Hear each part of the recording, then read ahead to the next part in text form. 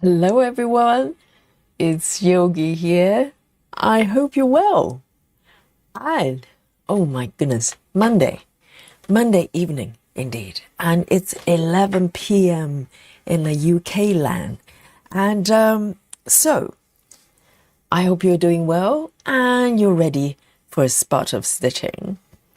And this piece, okay, I'm feeling slightly guilty here because the last time I stitched this piece with you, it was stream, I think it's 125, stream 125. And lo and behold, today we're stream 160. So you do the math, okay? It's been a little while, maybe nearly 2 months, okay? All right. I love this piece, but for some reason, I kind of just didn't, hadn't really picked it up and worked on it. So today's the day. I'm ready because I was going through my webs and thinking, what do I feel like today? And this one was just talking to me and go, me today. So today, yes, this is dry flowers term. Okay. So if you haven't seen this piece before, let me show you the markup here. All right, this is by Kim Jacobs. And don't worry, if you're not familiar with the artist, just look at this. Isn't that gorgeous? Okay, it's got that autumn feel, even though now we're moving into winter, but it's got that whimsical warmth that, it's just so beautiful. And this is a rim, clearly for preparing dry flowers. It's got the flowers may be picked from the spring and maybe the summer as well, and collected and stored in this rim. And once you turn into dry flowers, you probably last forever. I don't know. And maybe there's some experts in the chat today. I don't know how long they last, but in some way they're being preserved, and it's gorgeous. And look at that little creature on the chair there. It's a little cat, okay? And this piece is a mini, and this is one of the mini charts I got in the very beginning of my full coverage journey because I wasn't sure if I could handle the full size. So I thought, well, let me go for mini sizes first. So I bought a few mini charts, and I hadn't worked on this chart until maybe January this year. And I was experimenting with 10 stitches, and I decided to pick up this chart and worked on it. And it's so beautiful. So in terms of where I am, let me show you that, okay? So this is a mini, okay? So we're talking about 9 pages, something like that. 7, 8, 9 pages, heaven and earth pages, and this is where I am from the upper left, and slowly but surely, I know I parked it for a little while, but I'm here again. So I am going to revive this piece, okay, and maybe switch my method a little bit, and hopefully I can get it moving forward.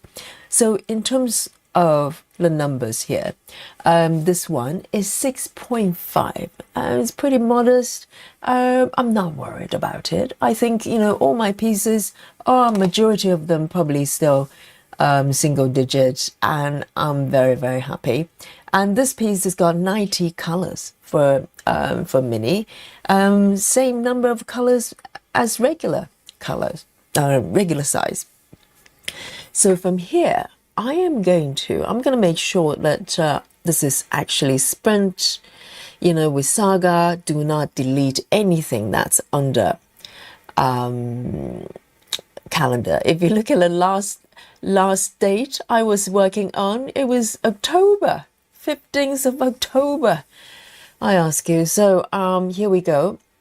I am going to create a new sprint here. I'm going to just leave the name to default. And this will, this is a counter. If you're not familiar with this app, it will count every single stitch I'm going to be working on during this live stream. And it's important because, you know, at the end of every stream, we play a little game, okay? It's called Guess My Stitches. You get to guess the number of stitches I have completed during this session. So come and play with us, okay? And let me zoom in a little bit here. This is where I am, so you can literally see the entirety of the completed area here. And of course, I'll tell you a little bit about my plan today. And I want to say hello to you, everyone. Thank you for joining me today. And there you go. Let's have a look. Who have I got here with me in the chat? First of all, Sarah. Sarah, you survived the marathon. That's so great to know. And Sarah is providing our daily quote, be there for others, but never leave yourself behind. Absolutely. You have to take care of yourself first, so you can take care of others. Well said, Sarah. And then we've got Janine as well. Janine says, good evening, or I'm in time for the class. Good girl, Janine. You made it today. Yes, be here on time for the class with Yogi, okay? And we also have Everyday Creator as well. Says hello, everyone. Happy stitching. Wonderful to have you here. And we have our BLT as well. Betty Lou Taylor and Beth as well says, hello, stitchy friends. Hope everyone's week is starting off nicely. I know it's Monday, isn't it? Well, for a yoga teacher, I have no sense of which day it is. Normally, you know, every day is a day that I teach. And so Jacqueline is also here. Hi, everyone from Canada. And Kimberly as well. And our lovely Susan is also here. And Busy Mom is joining us. How nice. And Natty is also here as well. And Marsha, good morning. From Australia. And Linda Anderson as well. Hello, hello. And Catherine A. Jones is back with us. So good to see you. And Linda, oh, do we have two Linda? Oh, it's the same Linda, okay. And Grace Houston says, hello, Yogi and everyone. And Rose, how good to see you, Rose. Are you sneakily watching us from work as well?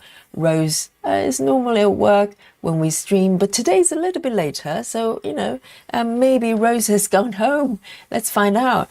Becky Snook as well. Hello, hello. And Rajal is also here. So good to see you.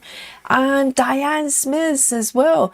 She says, love this chart. I know, isn't it gorgeous? And Linny Stitches as well. And Callan is back with us. Oh, guys, how good to have you here with me.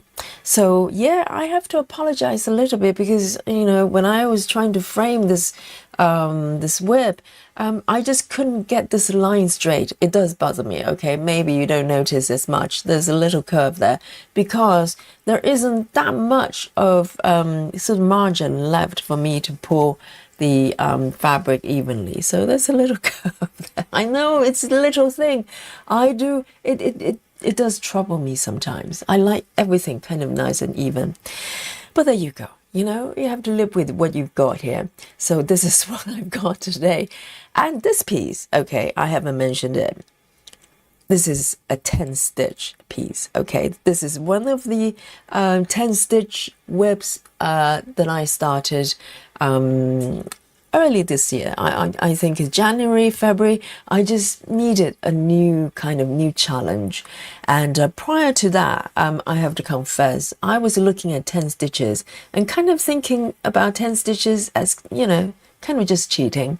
And but then I was kind of slightly burnt out with, you know, 25 counts, 1/1, DMC, all my projects. So I decided to try something new and I really love it. I love the fullness and simplicity of 10 stitches and it's perfect for this piece. You probably notice Kim Jacobs style is very kind of sketch-like. It's very loose in style.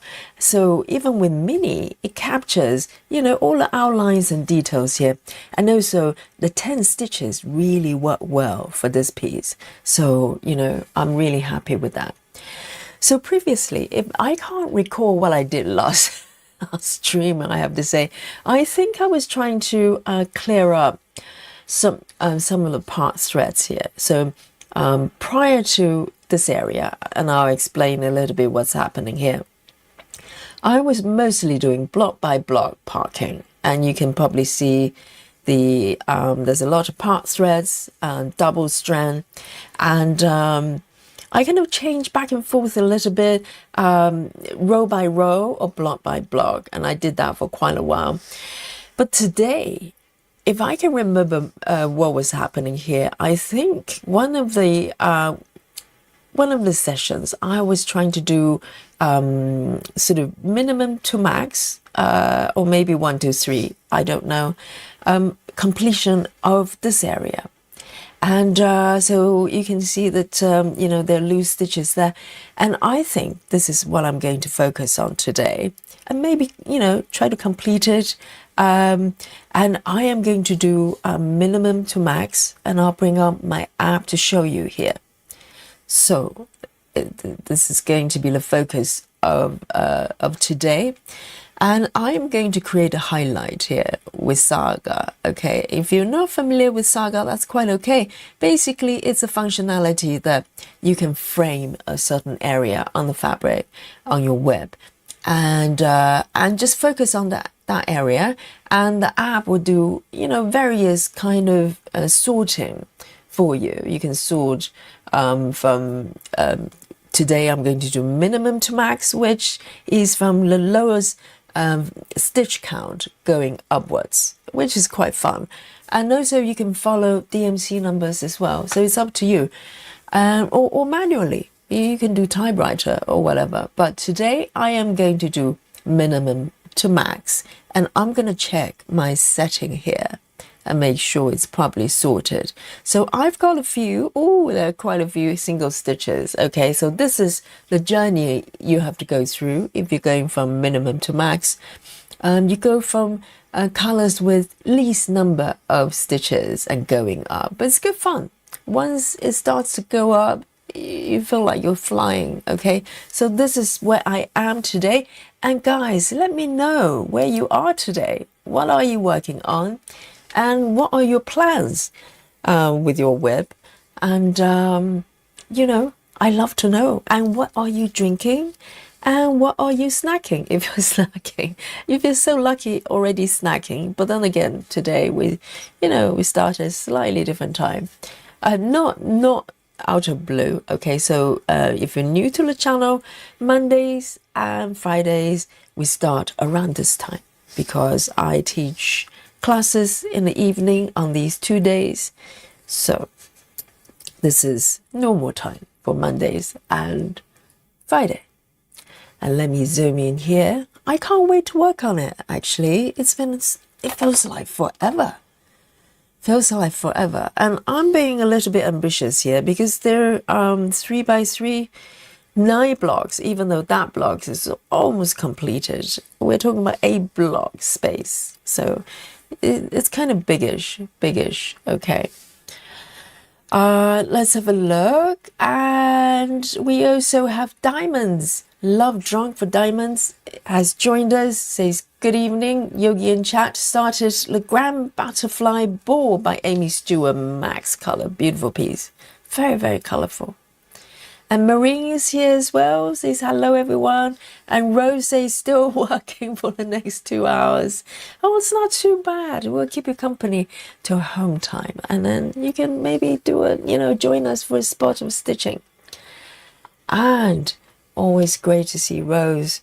And we also have Vaduhi joining us. And Wendy Little, is it Littlette? I cannot pronounce it. Says good morning, everyone. And Vaduhi says happy Monday. from rainy, stormy California. I have to say today, because I just walked back from the studio this evening, and it is a little bit colder. It feels, because yesterday I was mostly working during the day, so it didn't feel too bad. But evening, yes, today when I walk back, it does feel wintry, definitely. I like to think that it's still kind of autumn, but it's not really. It feels like winter. And Frida has joined us as well, still stitching on Dreaming in Color, drinking hot chocolate today. Oh, let me pick my first single stitches. I've got a few going on here. 1, 2, I just like to know how many so I can mentally prepare myself. Okay, 1, 2, 3, 4, 5, 6, 7, 8, 9, 10. I've got 10 single stitches, guys.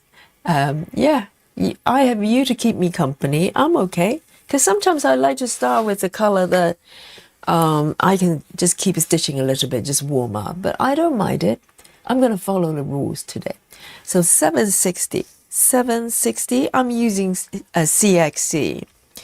2 strands, 10 stitches. So the coverage is pretty decent. 760. My CXC organizer is becoming really, really big.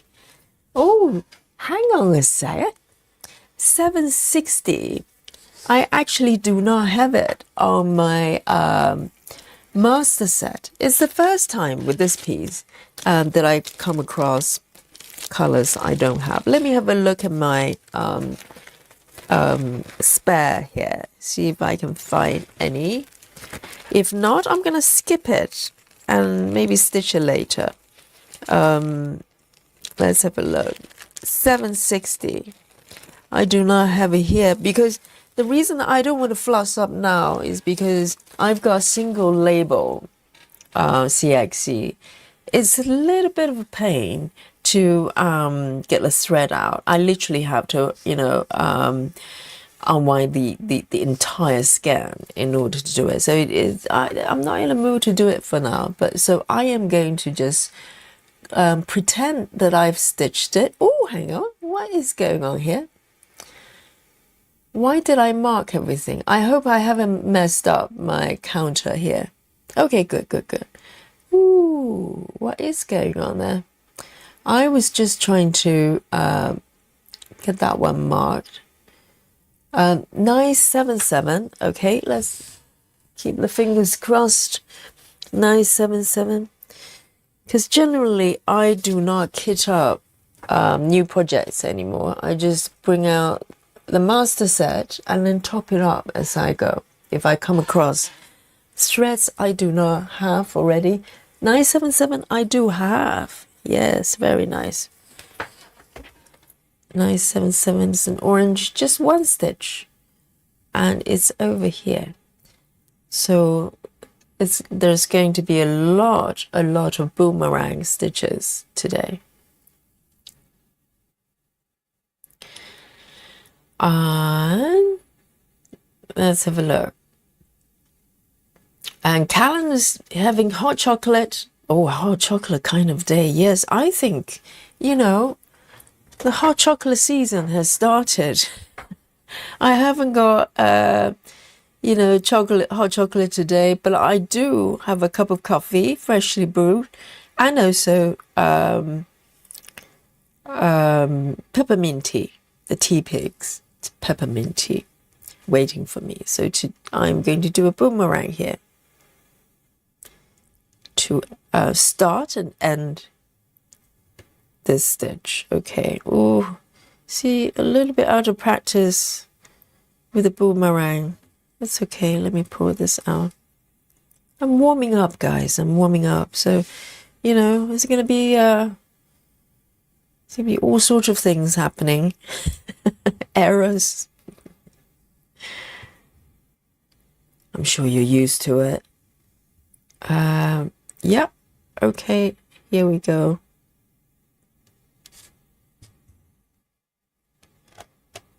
Single stitch. Okay.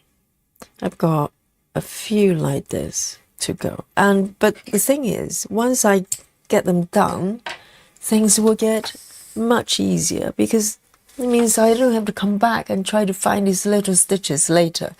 977. And that's the beauty of minimum to max. All right then.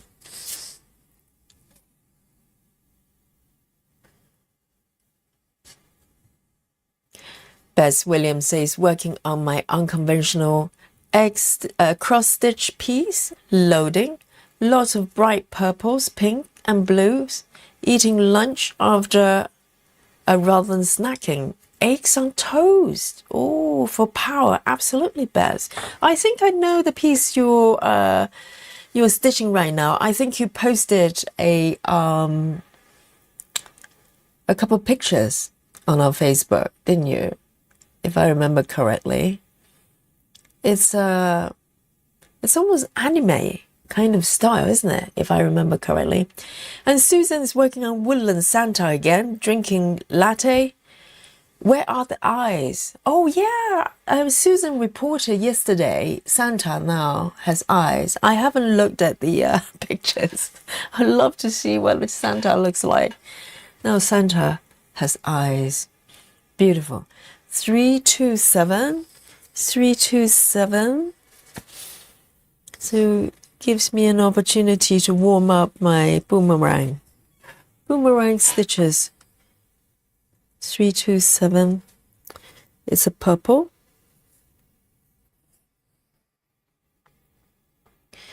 And I'm feeling very relaxed because the late evening class is an yin yoga class, and I always felt relaxed teaching it. I hope the students feel relaxed, practicing it.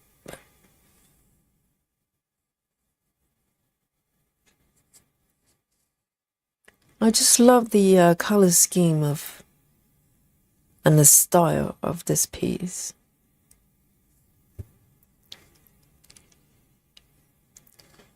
And Janine says, dinner time here. And fried fish, rice, corn drinking. Corn drinking, almond milk. What is that?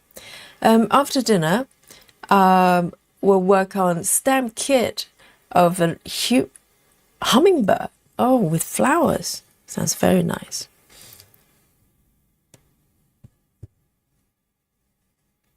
Now just one stitch. And I am going to come back here to give a little stab here, even though it's not strictly boomerang. Yes, I think winter is here. 327. 327. One stitch.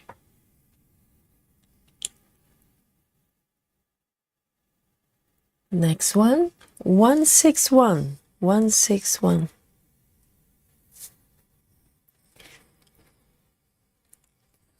I've got quite a few colors. It's got needles threaded. Kelly is also here. Kelly's Quilts Plus says, hello Yogi and my stitching friends. And Clara is here as well. And Sarah says, stitching on Monarch today, fixing dinner now. So Sarah, has the a marathon over? Is it done? Is this post marathon stitching that you're doing here? So Sarah has done a 48-hour marathon. I think it's spread out in 4 days. So I think there's some post-marathon recovering going on there. Incredible.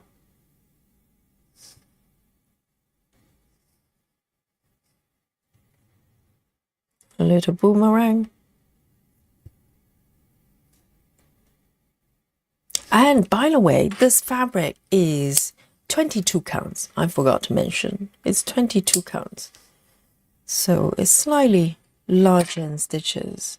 But you can see sort of 2/1, 10 stitches. The coverage is still pretty good. I mean, this is pretty zoomed out, zoomed in rather. So you can see some sort of white bits but if you zoom out, you can't really. It's quite nice. No, so it's that style, isn't it? I wouldn't mind seeing a little bit of some slashes. It's perfect for the style. All right then.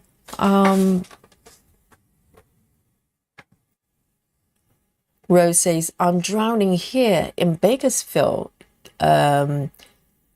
CA? Two from all these. Oh, probably misspelled. I don't know what that means. And from all these rainstorms passing through, it sounds like everybody's having some sort of storm in the US.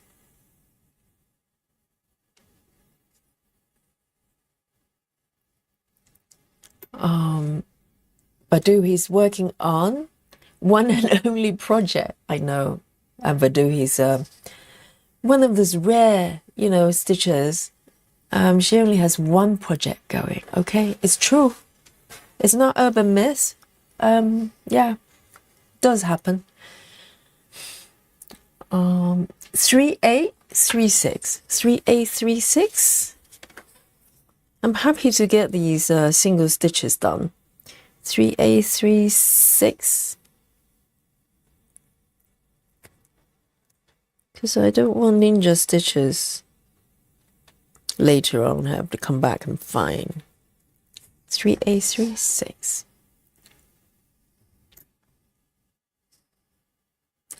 Sarah says, after working on Candylicious last week, I'm thinking about not going further with it. Oh, I don't think it's as detailed as I would like. I should have purchased the Max Color, I think. Oh, really? Wow. That's a very colorful piece. It's always tricky, isn't it? I tend to go for Max Colors if Max Colors is available. I'm just that kind of person, that kind of stitcher. I like pain. So I do have a couple of charts. They're regulars, but I only get them because there's no Max Colors available there. But otherwise, I would have got Max Colors. All right.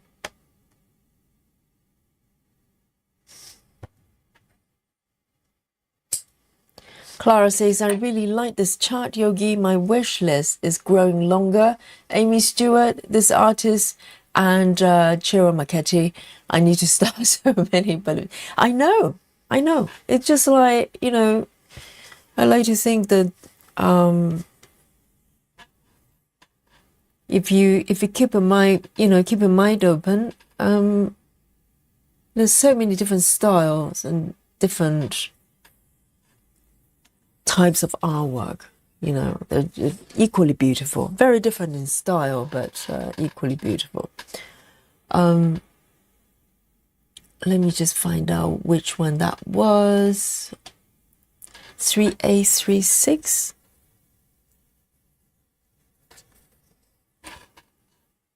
And particularly Kim Jacobs, this artist, I think it's a little bit of a hidden gem because not many people talk about her work or, stitch her work, at least, as far as YouTube's concerned. So I'm very happy to introduce her to you guys. I mean, up to very recently, we had one dedicated day for Kim Jacobs, and Chiro Marchetti as well, but we had to free up the days for other things. A23, let's have a look. A23. It's very dark blue going on there.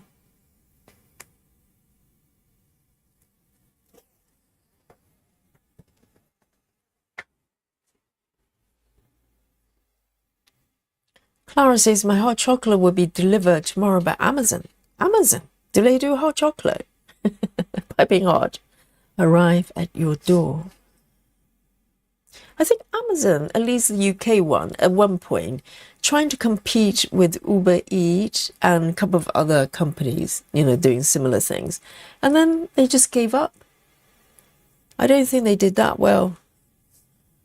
I think Amazon's trying to do a bit of everything, but not all of them are that successful.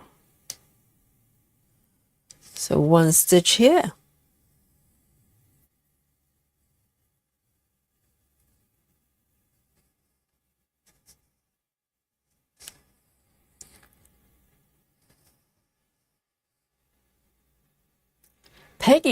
Peggy's here.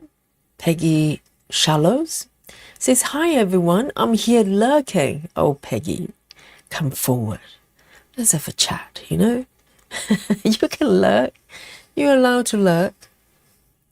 Very good to see you.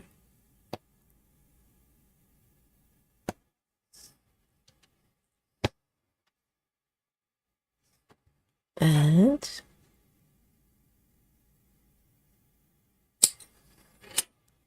right. So 823, let me pop it back.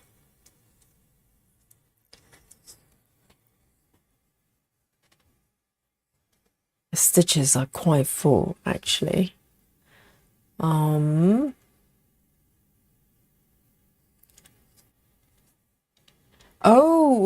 Janine explains. Not corn drinking, eating corn with dinner, drinking almond milk. I was thinking, well, that's a very special kind of, almond milk. That's drinking corn. I don't know how you drink corn. I love when Stitcher's keyboard just go, it just goes rogue and start typing by itself. Yes, that explains a lot. Hey, Bex. Bex says, hello, everyone. I hope everyone's doing well. Good to see you. And Kelly as well.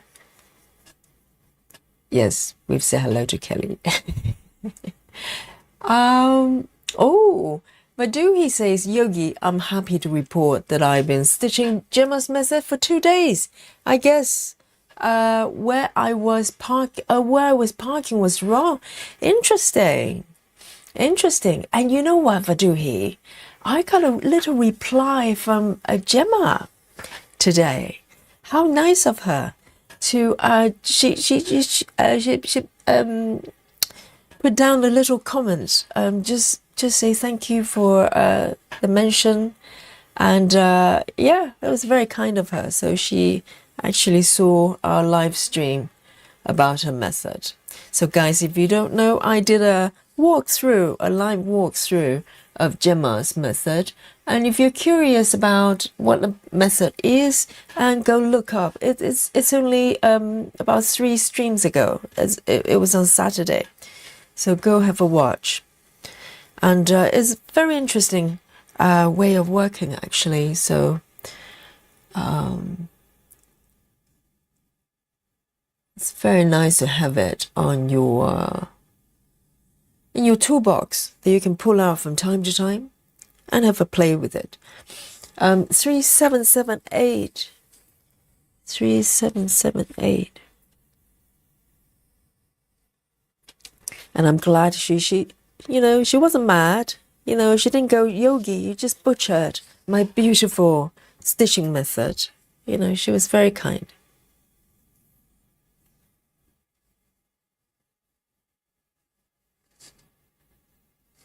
Kelly says, I've got a tea cozy finished. Oh, yes, I saw your cross stitch, your picture there, Kelly. Is a pattern of teapot, and then Kelly's turning into a tea cozy. Very appropriate. Yes.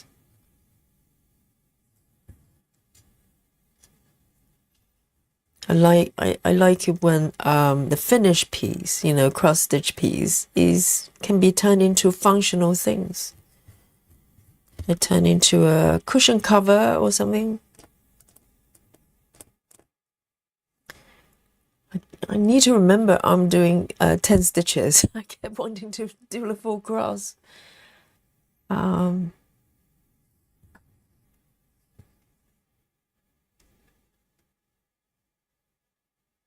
Just a little pin there.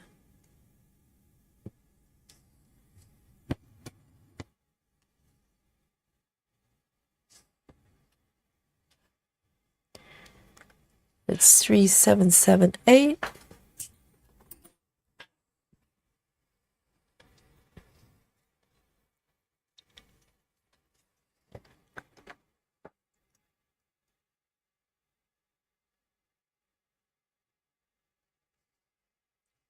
Sarah says the marathon is done. I only made it 38 hours with almost 7,000 stitches.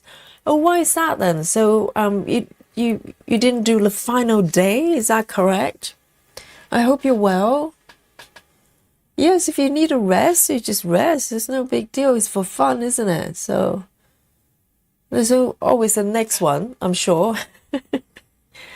And let me have a sip of my tea, actually. I quite fancy some of my peppermint tea. Oh, dear. Let's have a look. It's in my flask, so it's nice and hot.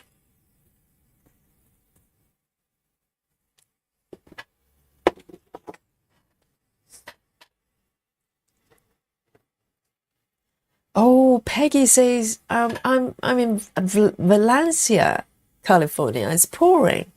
Oh, there must be some sort of rainstorm all over the States.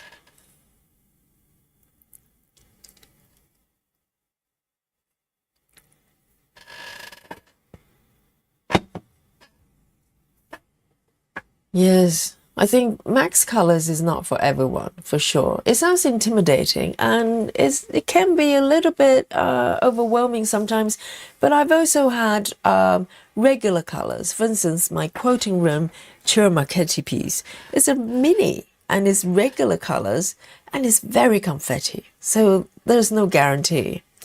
You know, confetti is part of life when you do full coverage.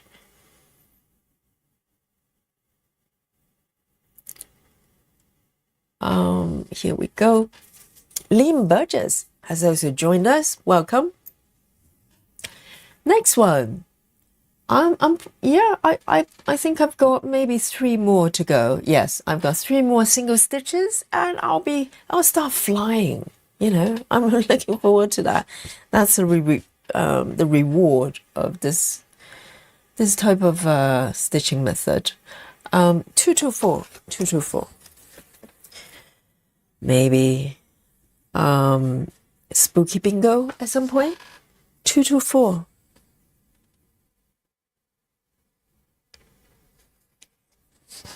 It's a pink.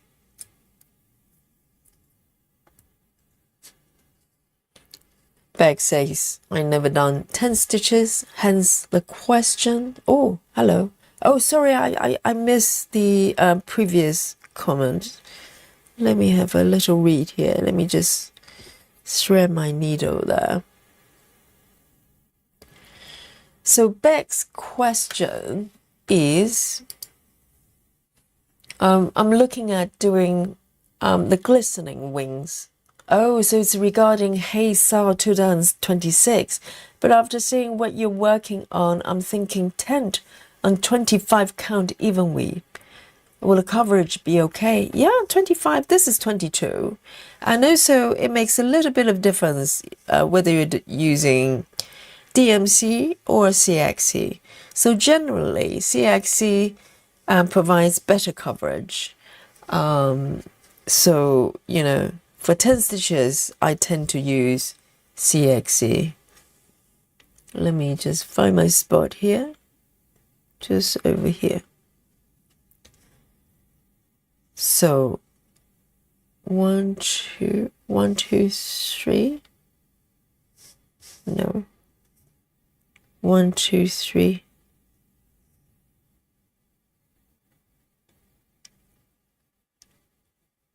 this one.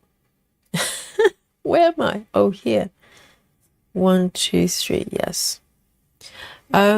Yeah. So if you want to do tent, even I don't. Yes, I do have one piece that I'm doing tent on 25.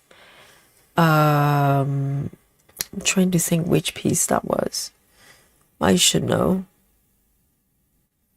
There's another one. Oh yes, the Chirma Kitty, the old kitchen. I think is 25 count, and the coverage is very good. You can always do a test, right, to see if you like it.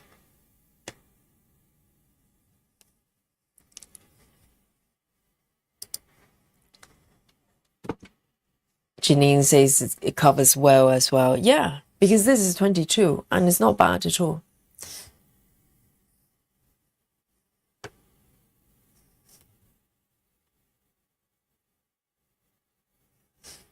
Sarah says, I'm good. I just tried, I just got tired. Decided to skip the last day. It's good to hear that Sarah gets tired sometimes, you know? I'm starting to think that she's like this, Duracell bunny. Never stops. She cycles in the morning, do the chores, and then stitch for 7 hours every day. So it's good to know that, Sarah gets tired sometimes. But that's pretty intense. It's like 8 hours a day for 4 days. That's quite a lot. So I think you've done very well. And next one, 318. 318.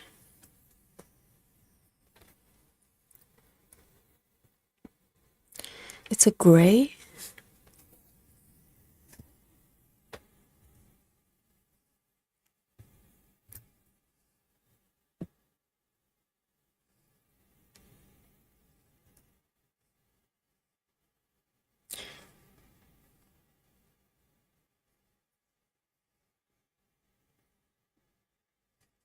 Oh, Beck says, I use DMC. I don't know where I can get CXC in Australia.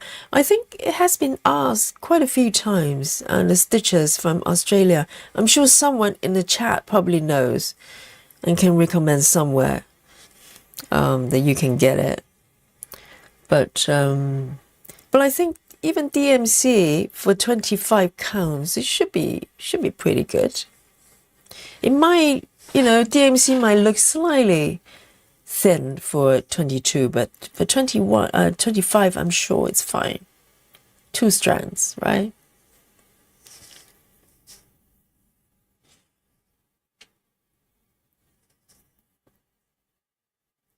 Sarah says, I usually only do 24 hours, I thought it'd be fun to try 48. I never seen anyone else do it. I think it was just about average week for me. And how many people attended that event? I wonder. I want to know how many aliens we've got out there. Is it quite a large event?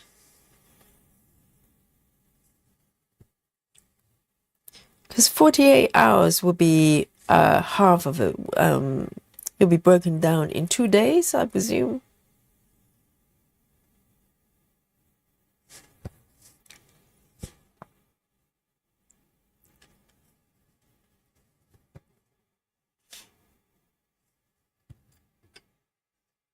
All right, this could be, let me have a look. This could be my last single stitch. Oh, there's one more. That's okay. It's okay, one more single stitch. 318 going back. I can do it. And one more. And from then on, the number will go up. 3864. 3864. It's a brown. 3864.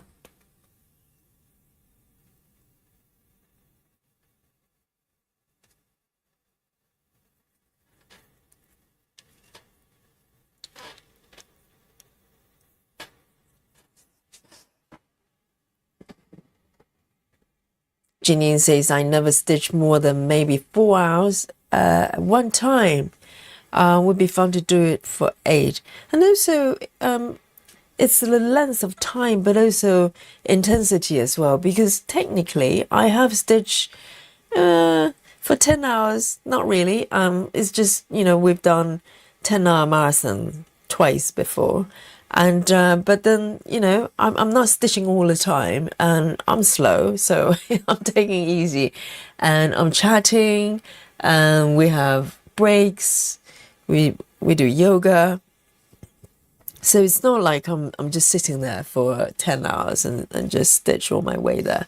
But yeah, if I was on my own before I started this channel, my stitching time, well, I think I'll be hard pressed to even sit here still for an hour and just stitch continuously, because I get distracted quite easily. And if maybe overall I can stitch for about a couple of hours or something like that, but very often I just get distracted and start doing other things, and maybe come back for a little bit and back and forth. So very scattered. Since I started this channel, I stitch with you, well, most days, for about 3 hours or 3.5 hours, even though I'm chatting as well, and eat chocolate, that happens. 3, 8, 6, 4. But generally I'm sitting in front of, my desk, and I can focus a little bit.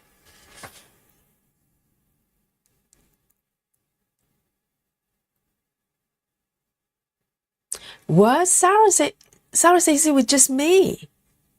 Really? But Sarah, oh, so did you set up the event yourself? I was under the impression that you join in some sort of online event with other aliens. So it was just a goal you set for yourself. Oh, I get it. I was thinking maybe it was some sort of Facebook event or something. Right. So only one alien in the village, Sarah's village. Only 148 marathoner. Wow, I didn't realize that. I thought someone crazy out there and set up a sort of 48-hour event. Turned out it was Sarah.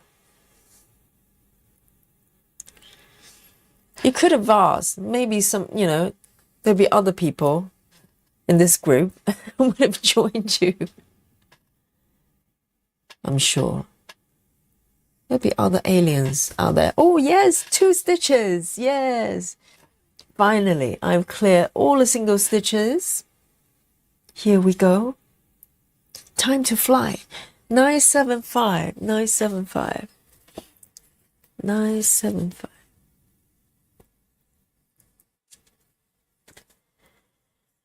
All right. 2 stitches.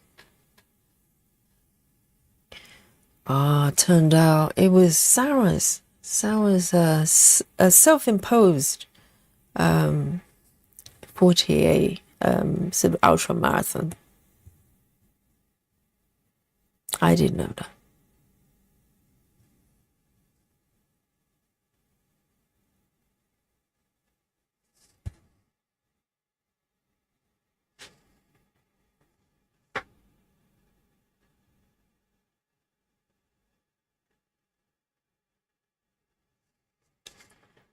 Bex says, is there a stitch missing in a 10 by 10?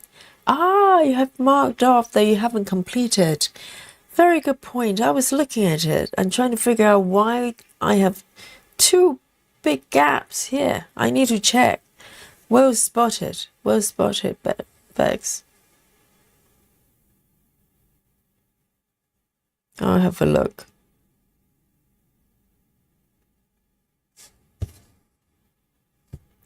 It is possible that I missed a stitch there somewhere. There are 2 little gaps, so I don't know. 2.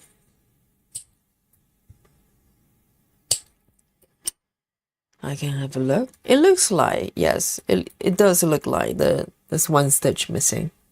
975. Nothing escapes the chat, you know. I can't cheat, can I? Yes, let me check on this stitch here. Looks like, yes, it does look like. Let me just mark these ones first. And this one looks like this stitch above, 2 brown stitches. Okay, so it's quite all right, because it's gonna come when I hit 14. Let me just undo that one. When I hit 14 stitches, I'll come across this one. So I'll just unmark that and I'll come back to it, so I can stitch in order. So thanks, Bex, for noting that. All right then. 310. Oh, 310. 2 stitches. Only 2 stitches. Mini 310 session.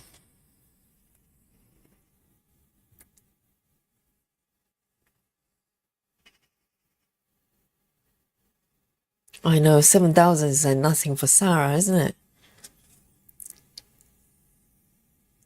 Lynn Burgess says, I would give 24 hours a go next time you do it. Yes, Sarah does it on a regular basis. That's how she rolls. Sarah, next time you want to do a marathon, just, you know, give everybody a shout. I'm sure there'll be some aliens joining you.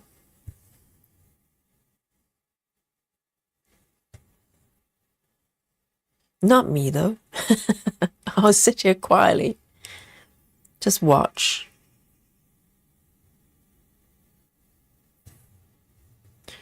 One stitch and one stitch here. 1, 2.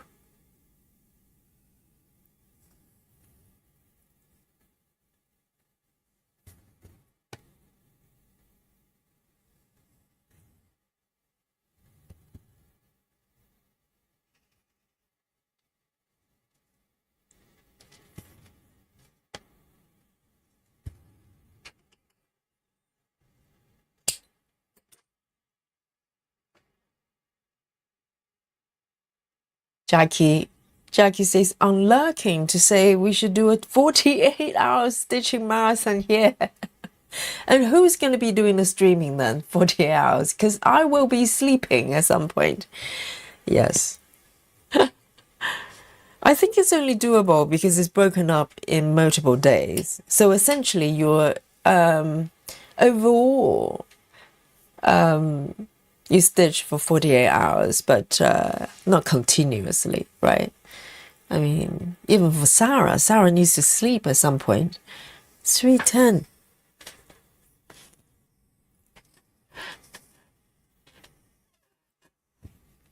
Jackie on alert just to say that. Yes, Jackie, how's your 6 portals going, eh? Maddie, hello. And Randy Bacon as well. Randy says, I would love to join along. Sarah. See, Sarah, you have company. I knew it. This chat is just full of aliens. I knew it.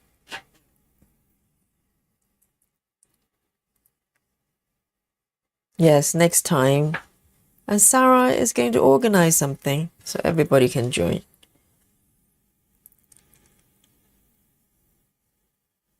Right, next one. 3721. 3721.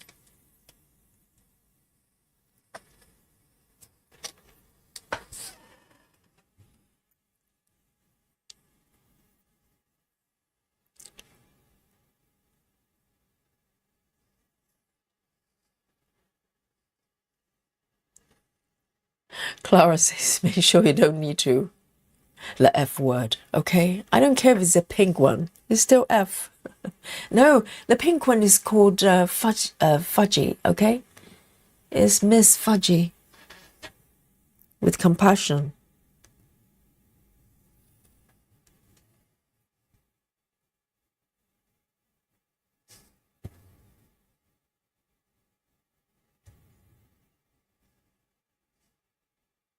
And also to remind you that we do have channel membership. You know, if you'd like to support the channel, you're welcome to join.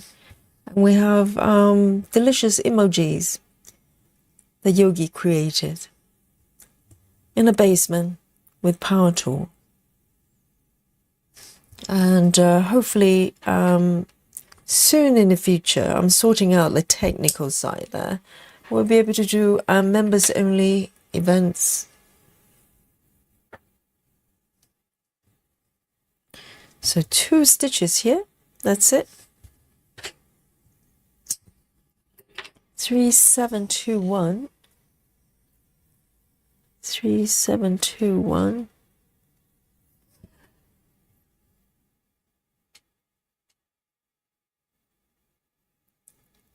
Okay, another 2 stitches, 3829, 3829, so not that far away, 3829.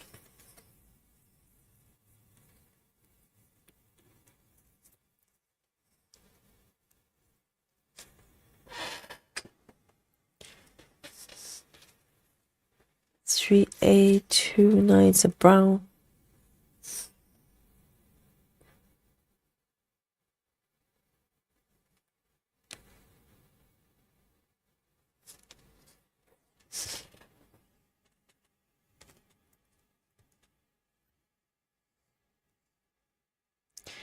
Oh, Janine says, Yogi, I think Bex was talking about the top right square. I think you just marked the wrong stitch. Top right square, which one? You mean this one? I think there is one missing. Oh, no, it's not missing. Are you talking about this one? I think it's just a really dodgy looking 10 stitch there. But this one, there's, it's actually stitched. It may have, it probably looks slightly sort of very similar color to the fabric. So let me just read it again.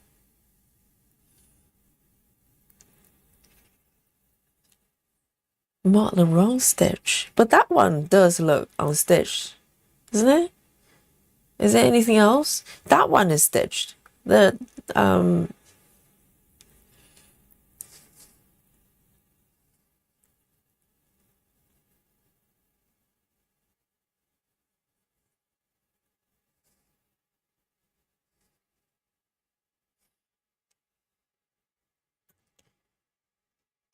I can't spot. I can't spot another one.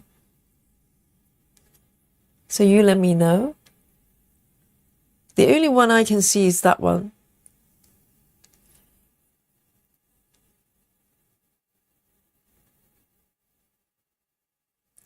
Busy Mom says, I would love to join, but something always comes up and I won't be able to make the 24-hour marathon. I'll need to go away somewhere and no one can find me. I know, it says on the label, it's Busy Mom. So she's always busy. 48 hours. Dear, oh dear.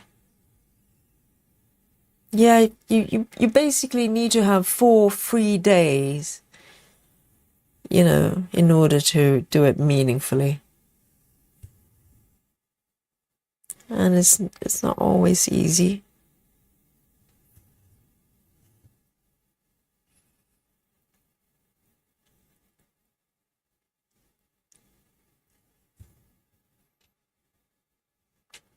Two stitches.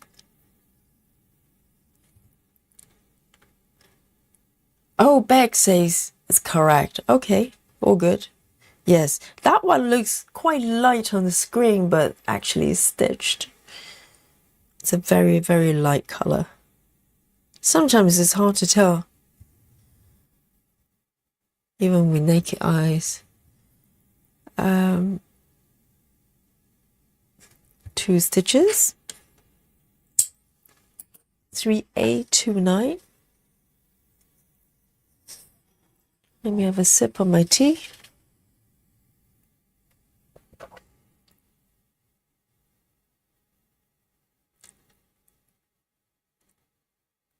Oh, two stitches in the wrong column. Which ones? Please don't tell me. Let's just, put it behind us, let's just go pretend it didn't happen. Because this area, to be honest, you can't tell. It's just flowers. Just flowers. All sorts of colors. Okay, Janine says second row down the end is marked, but the fifth row down the yellow stitch. Janine, you need to stop watching Yogi stitching. Seriously. I can't even tell the difference. How do you manage to figure that out? Oh dear, Janine. Yes. Well, it's okay. If I come across something that's not correct as I'm stitching forward, right? And I'll just stitch over it. Because this area, literally, just a whole bunch of dry flowers. Ginny. Have mercy on Yogi. Yes. Oh, Janine's watching. Okay, two stitches. Changing the subject quickly. And 3722. 3722. I bet you won't be able to tell the difference. Okay, Janine? I promise. 3722.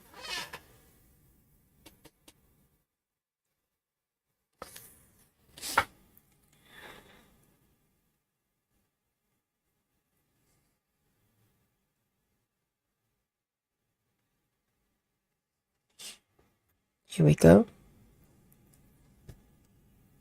See you later, Kelly. Laura. Hello, Laura. Good to see you. What are you stitching today with Yogi?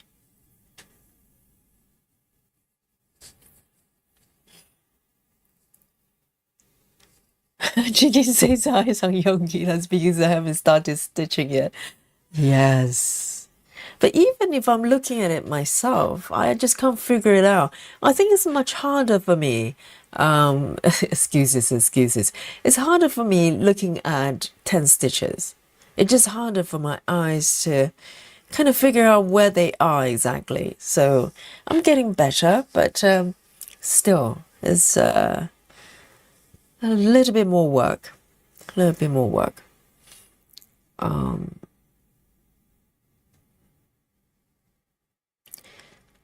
Oh, this bit does look a little bit funky.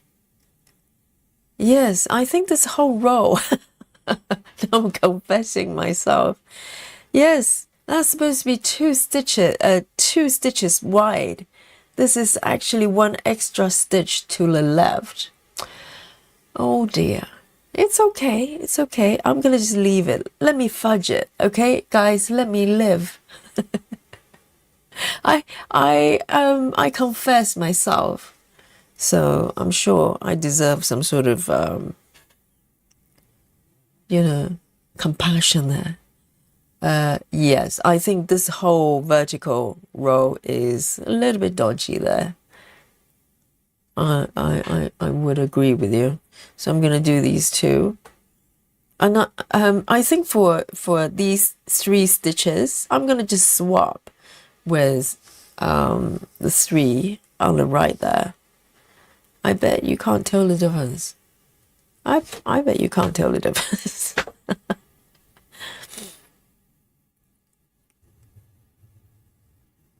Beck says, I'm meant to be working, but I'm here sitting staring at you stitching. I know. Dear, oh dear.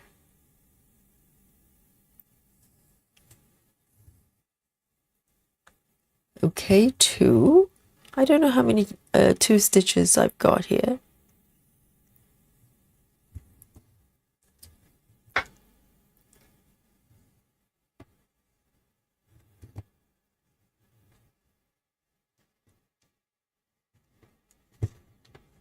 Here we go. That stitch doesn't look that good. Never mind. It's alright. It's human stitching, okay? This is not alien stitching going on here. I'm sure, you're probably aware by now. 3722. It's the imperfection that makes the piece special, right? If I'm just so precise and so perfect, I'm gonna just be like Sarah. But there's only one Sarah. Okay, 613. 613. 613.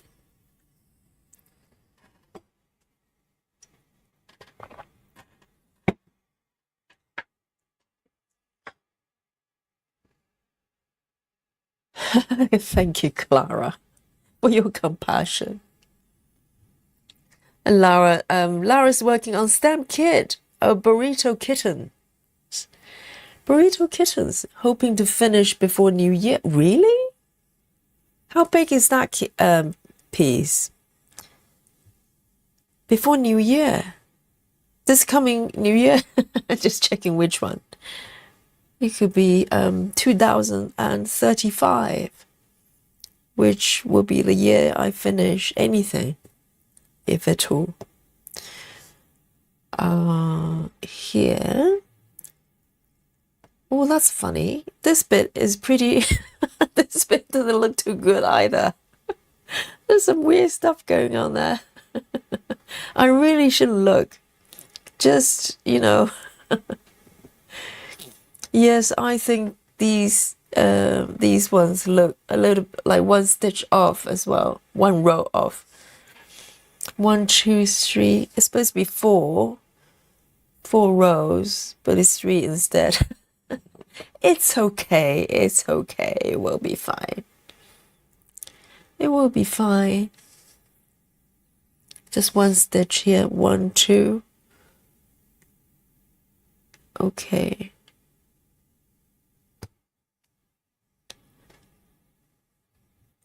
One stitch.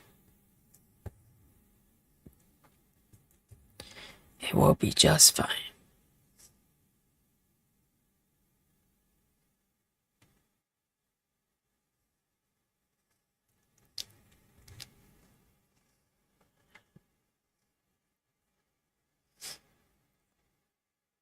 Janine says, you got it. Starting to stitch now. So my attention to what you're doing will be a lot less. Thank you, Janine. Yes, go for it. Stitch, yes, stitch like you've never stitched before. Oh dear. Sometimes I feel like no one's watching. No one's watching me stitching. Sometimes the chat is like having heated debate. And I'm like, yeah, it's Yogi here. I'm stitching on my own. No one's looking at me. And sometimes it's like everybody's watching every move I make. It makes me nervous.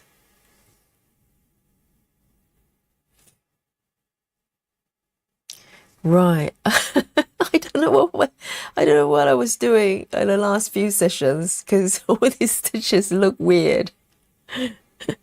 I shouldn't tell you about it, I shouldn't mention it really. I should just pretend everything's good.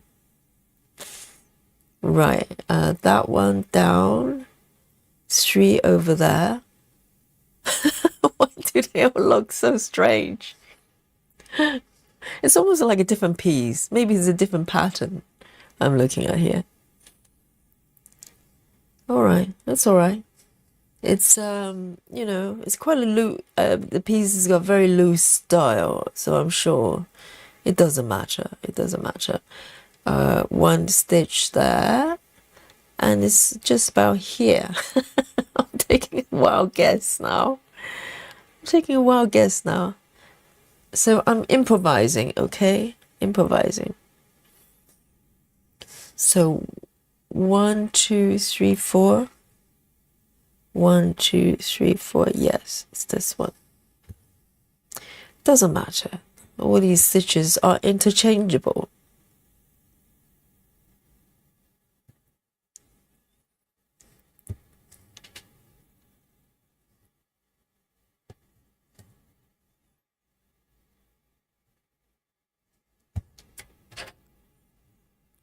All right then. Oh, that was hairy.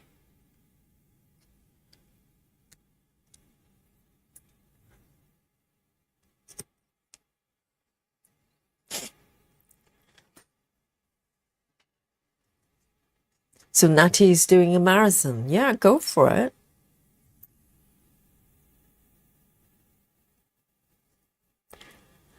All right then. 2 stitches.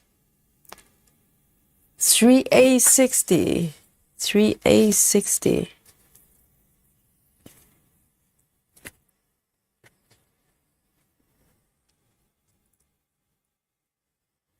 3A60.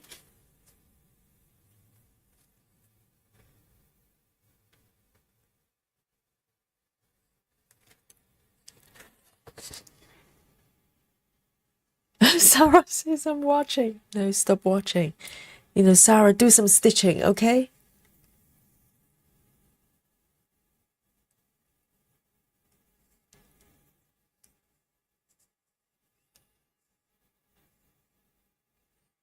All right, 2 stitches. 2 stitches. But luckily, it's just a whole bunch of flowers. If you don't believe me, let me show you. I think it's just a bunch of yellow flowers. Yeah, it's like this. So it's just a little bundle of something going on there. You have to zoom out to see what it is. Yeah, just yellow flowers. You'll be fine. It's kind of the, you can improvise a little bit. Makes no difference.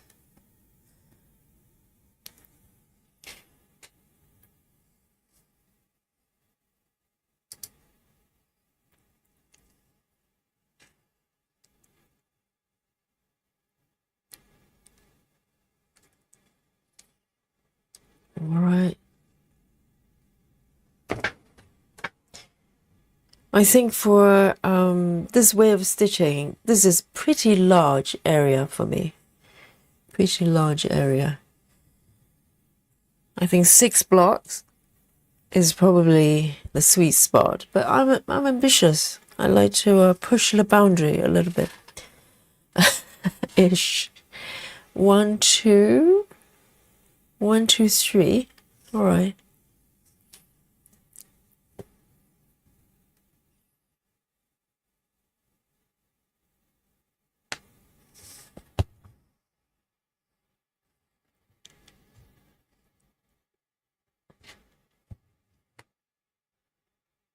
There.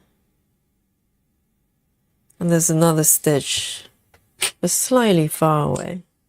So I'd rather restart rather than taking the thread over, because the CXC is quite fluffy and quite full. So if I keep taking the threads over too far, I'm going to build up a lot of bulk underneath, and it's going to make it harder to stitch. The other one is over here. 1, 2, 1. Oh, that one's stitched. How come it's not marked then? Hang on. 1, 2, 3. It's stitched already. Oh dear. What was I doing in the last stream? I have no idea. 3A60. 3A60.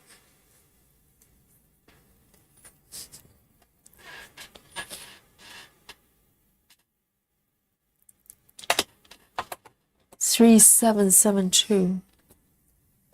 3772.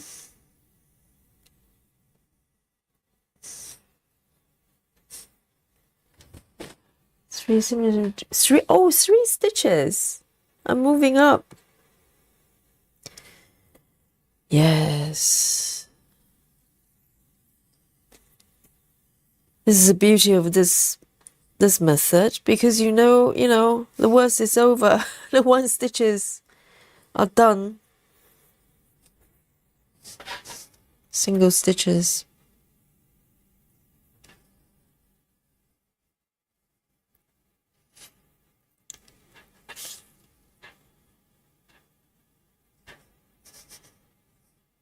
So 3772. 3772. And Sarah's quote today actually touched.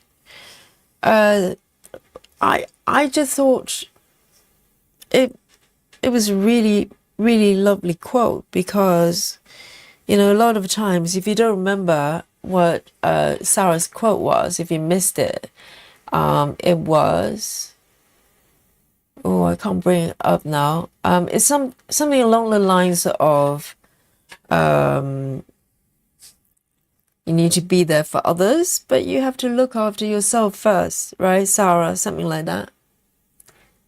And I thought it was just so well said, because coming from kind of personal experience,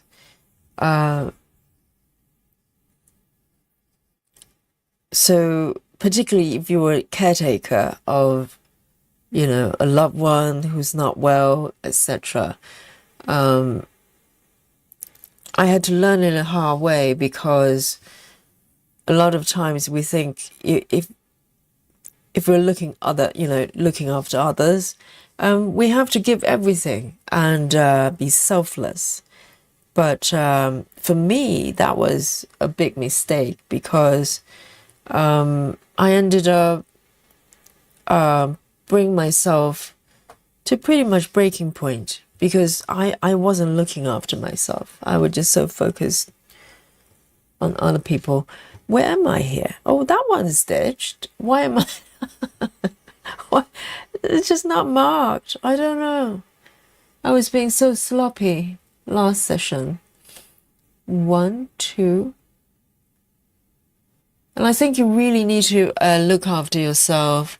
How can we say 3 stitches when oh yes, there's another one. That one's done as well, seriously. Let me just end this one. I just think it's an important point to make, because a lot of times we think we just need to be a caretaker every waking hour in order to look after someone else. But in the end, you're going to break. So you just need to spend time. Look, just take care of yourself first. It's like if you go on an airplane, they give you that safety instructions, right? They always go, well, put on the oxygen mask on yourself first before you look after someone else. And it's a bit like that. 3772. You need to be able to breathe in order to look after others. So,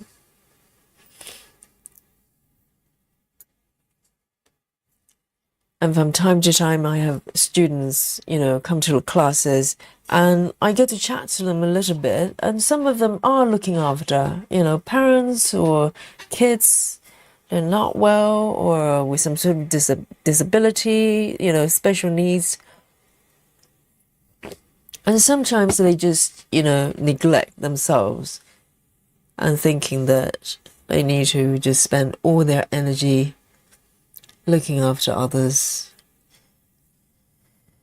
But you can't do that, because you're going to break.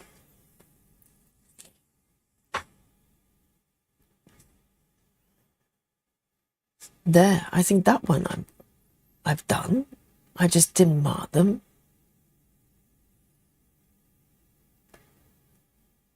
Three stitches.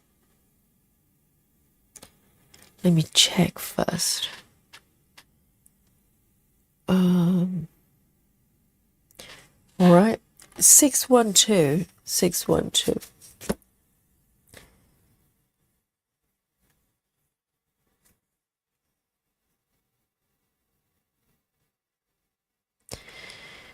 Six, 1, 2.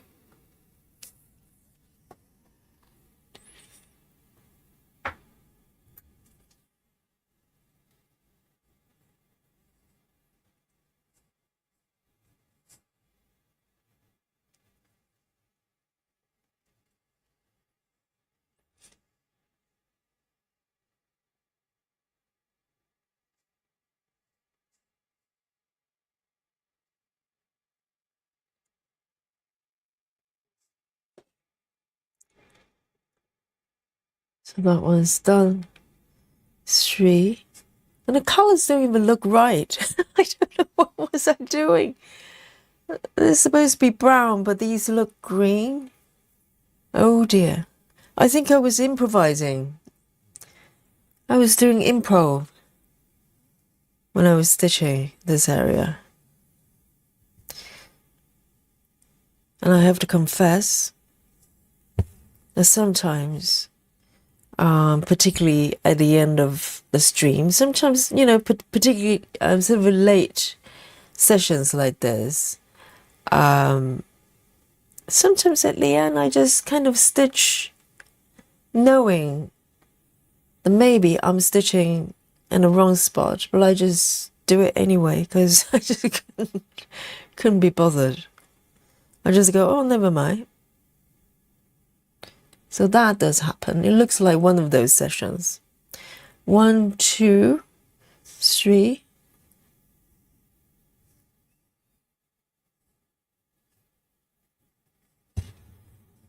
All right. Another one down here. Hi, Belinda. Welcome.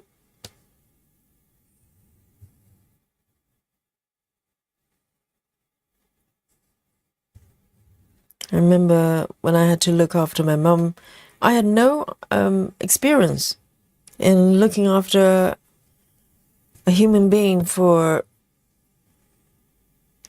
pretty much all waking hour.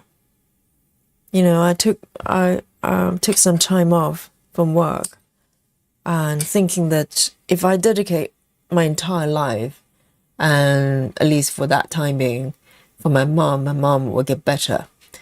And yeah, it didn't go well. It didn't go well for me. It didn't go that well for my mom. And so I learned my lesson.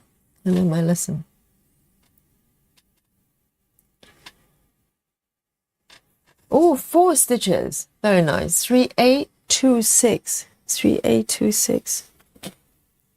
So I think stitching is lovely because it kind of gives you that, you know, some space in a day that you can reset and just be you for a little while. 3, 8, 2, 6. Laurie, hello Laurie Clark, says beautiful chart, isn't it? It's called Dry Flowers. It's by Kim Jacobs. 3826. Sorry, I got it wrong. 3826. Oh, this one I haven't got. The color on my master set. Let me check. Interesting. 3826. 3822. I have 3822. 3826. It's a brown. I might have it. Oh yes, I do. Look, I've got some spare ones that I've got. I don't know how. I can't remember doing this. When I first got CXC, I kind of organized them in some way. 3826.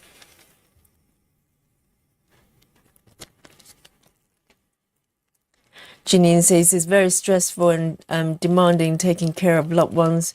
Who needs it? And yes, you have to also take care of yourself. Absolutely.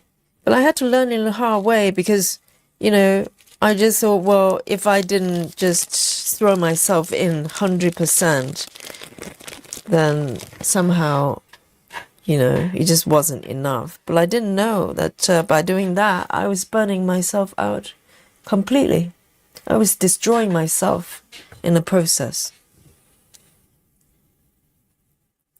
Let me just take a few pieces out. I think this will be sufficient. I don't want to do the whole lot.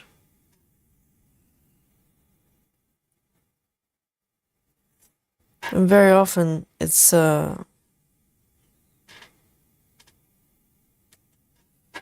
too late by the time you realize it didn't work well.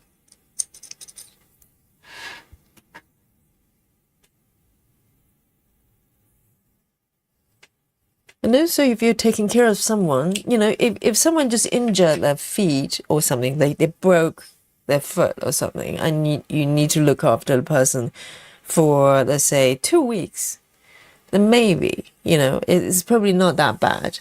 But if someone has got some sort of illness that's ongoing, and you just cannot, simply just dive in and try to do everything.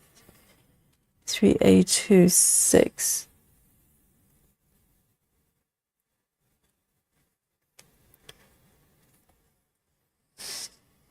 Because you can't.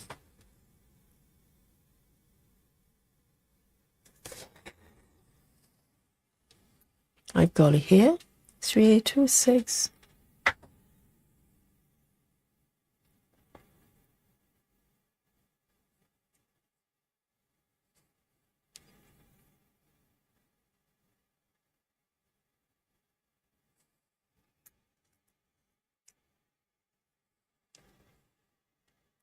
Laura says my daughter always says her legs are broken. Laura, have you seen those YouTube videos? The dogs actually sometimes pretend to be injured to get attention. I haven't had dogs since I was a kid, so I don't know. I don't think cats do that. But my mind was blown just knowing that dogs do that just for attention. They pretend to limp and stuff like that to get what they want. That's hilarious. But I'm sure children probably do that as well, Just go, Mom, I'm not well. And try to get attention.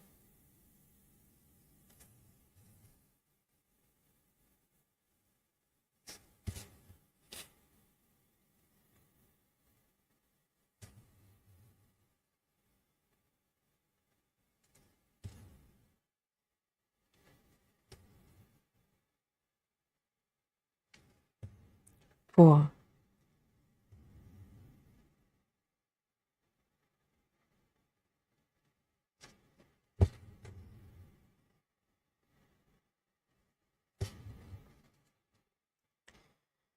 And that's what I tell my students as well, if they ever come up to me and kind of share a little bit of their lives. And yeah, it's very hard because sometimes it's about making time to go to a yoga class or anything like that. But by, investing time to do one yoga class, you probably save yourself 3 days of well-being or something like that. 3826.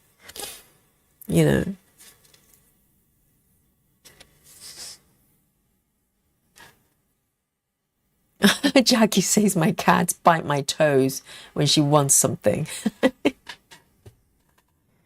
Oh, they know what they're doing. They know what they're doing. And Dolly would just come up to me and just, go belly up. And every time she does that, I know she wants something. She just goes, yeah, come over here. I'm so cute. Just do what I tell you.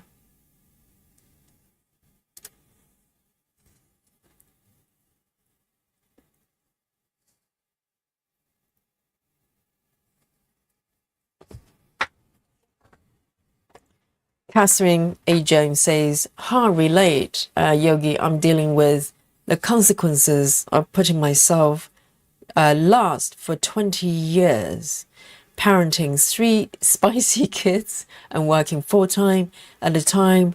I thought I had no choice, but now, yes, I know. Sometimes you feel like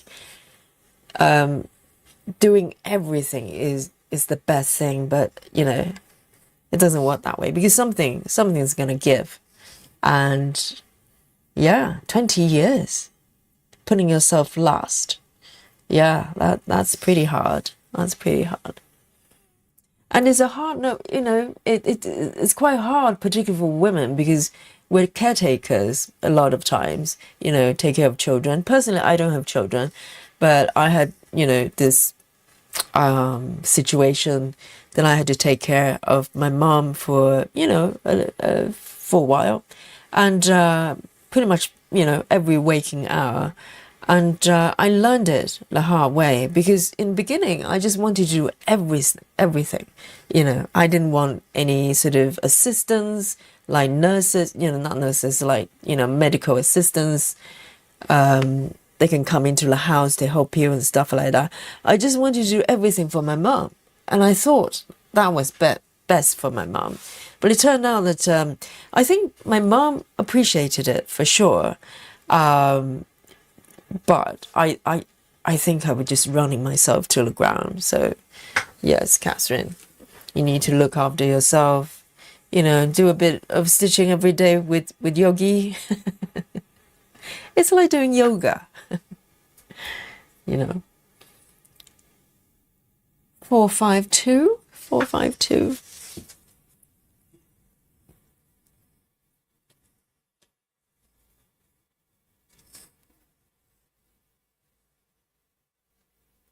And to be honest, in the beginning, when I started looking after my mom, I promised myself that I would practice yoga every day, because I knew it was good for me. And even so, practice was going to be, quite useful. But then I realized I just ran out of time and I kept going, oh, maybe I'll do it tomorrow. And I stopped, giving myself any time to breathe. And no, it wasn't good. It wasn't good. I think that's over here.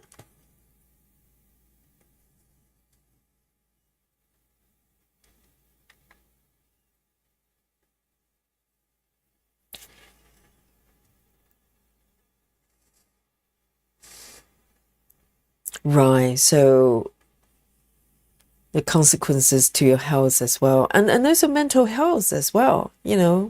I think there are quite a lot of people. They are caretakers. Eventually, they suffer from sort of psychological issues, and I'm not surprised.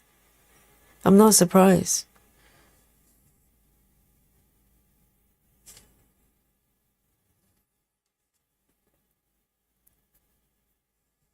Jackie says interesting conversation.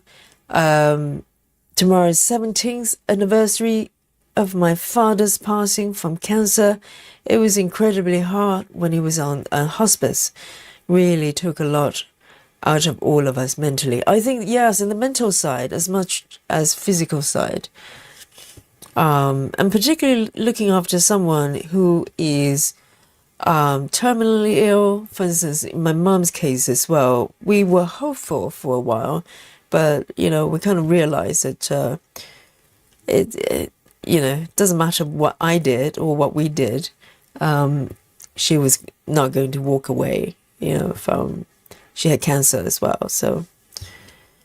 And that's slightly different from maybe looking after children and people around us because, in a way it's hopeful still. They're growing up, and even though it's very hard, I'm not saying it's easy at all, but you're looking at, looking after people that they're healthy, That's a bit different, but 452. Going back. Hi, Chelsea. Hello. Good to see you.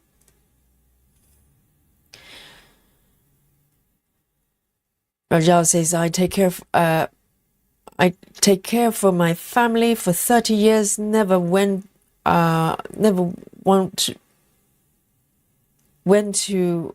Oh, sorry, I can't read. Maybe there's some misspelled words here, so I'm trying to interpret what it is. Never went to my mom in Kenya. I lost mine in January this year. Oh, Raja.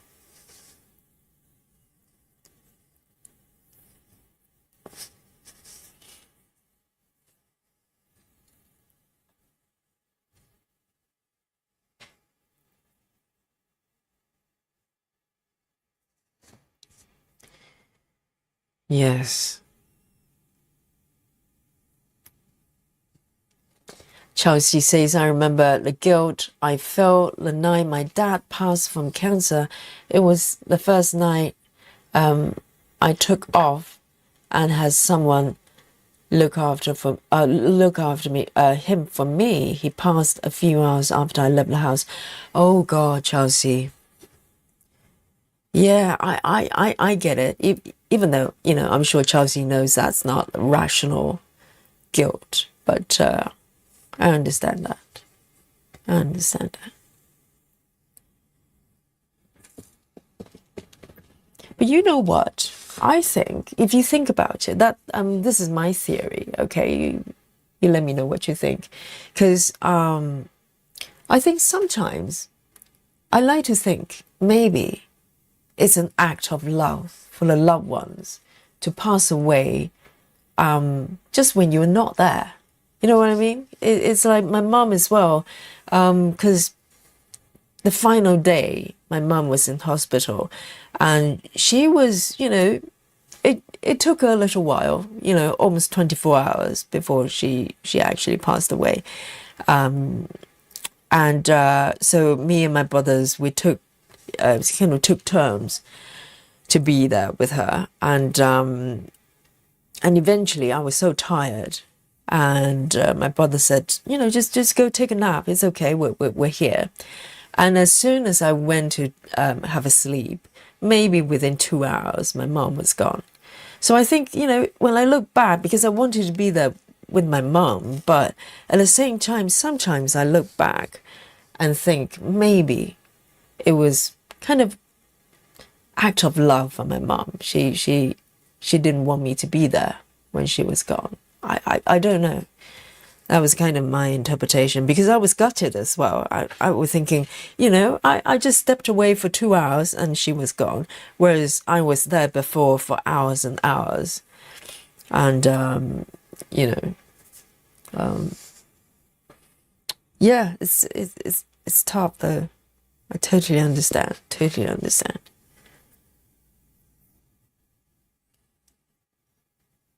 Three, 371.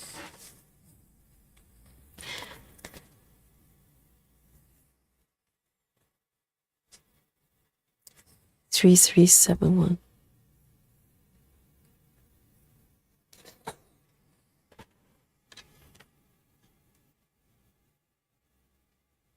And if I get a chance to kind of, speak to someone who's going through similar things, like, starting to take care of parents or loved ones, etc., I always tell them, obviously this is a very personal choice. I always say, if you can afford it, get help to get a carer or professional person and to come in and to do majority of the work, because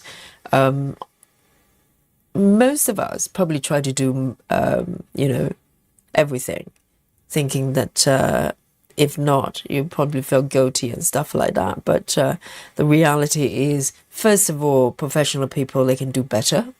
That's what I realize, people who are trained to do those things. And also, I think the biggest function you can provide for your loved ones is the emotional support. So leave the physical work to professionals. If you can afford it, obviously it's not cheap, but because if you're physically exhausted, you cannot support anybody, really. So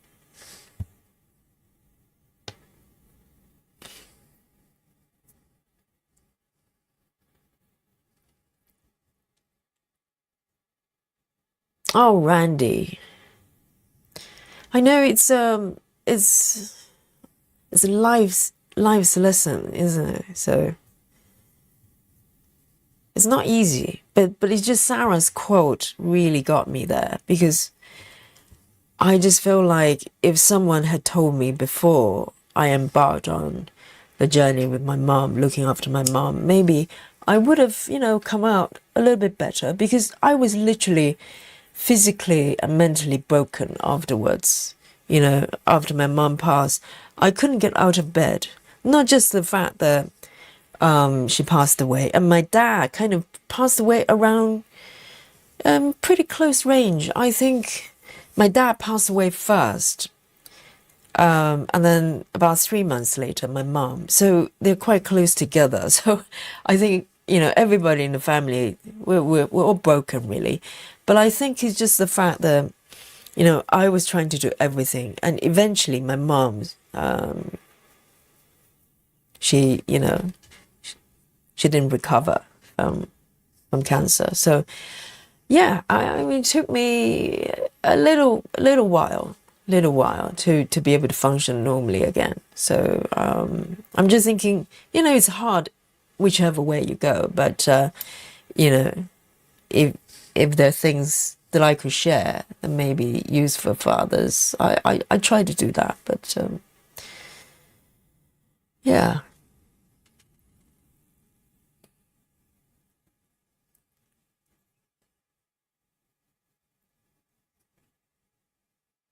Chelsea says, I found having professional helpers with daddy was helped keep his dignity intact. He never had to have his little girl toilet him or bathe him. So I feel like I've helped him mentally. Absolutely, absolutely. Definitely, definitely. You did the right thing. And also they can do a lot better, and it frees you up to kind of provide the emotional support. I think parents, particularly dad, he probably wouldn't want you to, change his clothing and stuff like that. Absolutely, absolutely. 3A28, 3A28.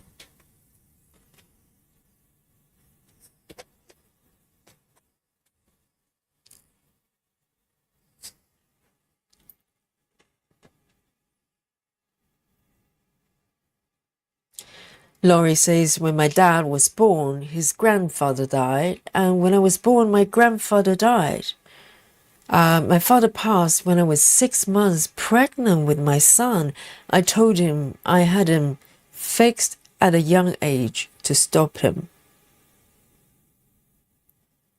My father passed away when I was 6 months pregnant. Oh, wow.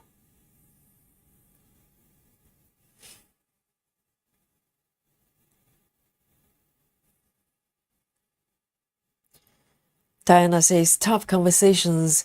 My husband will be gone for 15 years tomorrow. Cancer. All our circumstances are different. At the end of the day, we're all doing the best we can, but there always seems to be guilt. Yes, Diana. I think it's a human thing, isn't it? It doesn't matter what you actually do for loved ones. Eventually, you just feel like you haven't done enough. Yeah, I totally agree. Totally agree.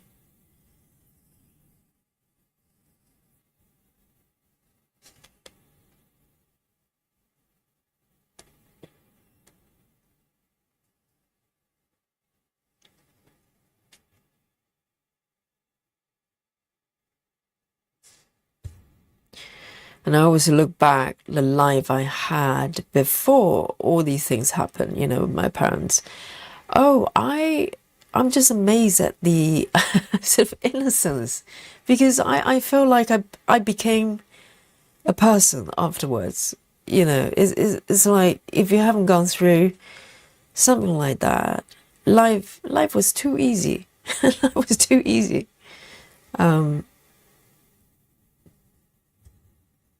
but you don't realize life is easy until, you know, you have challenges like that.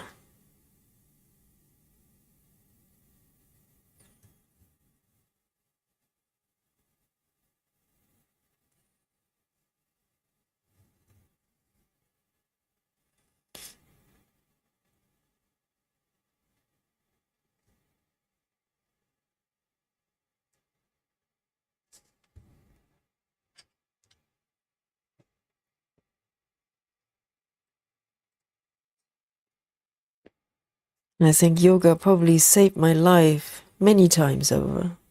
Many times over.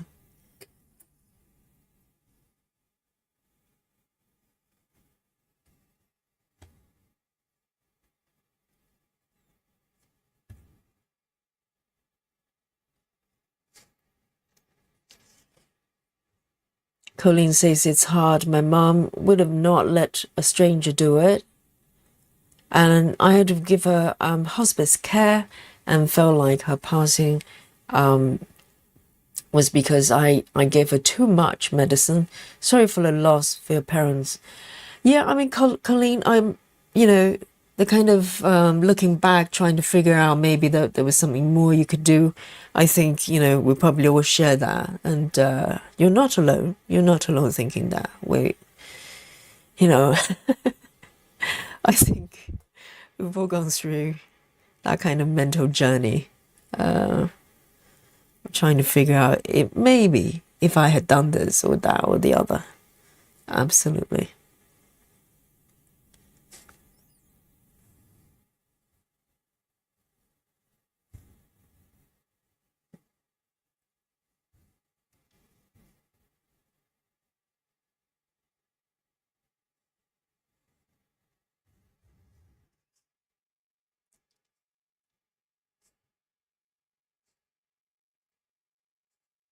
Oh, Laurie, I'm sure you'll be fine. Yes, that's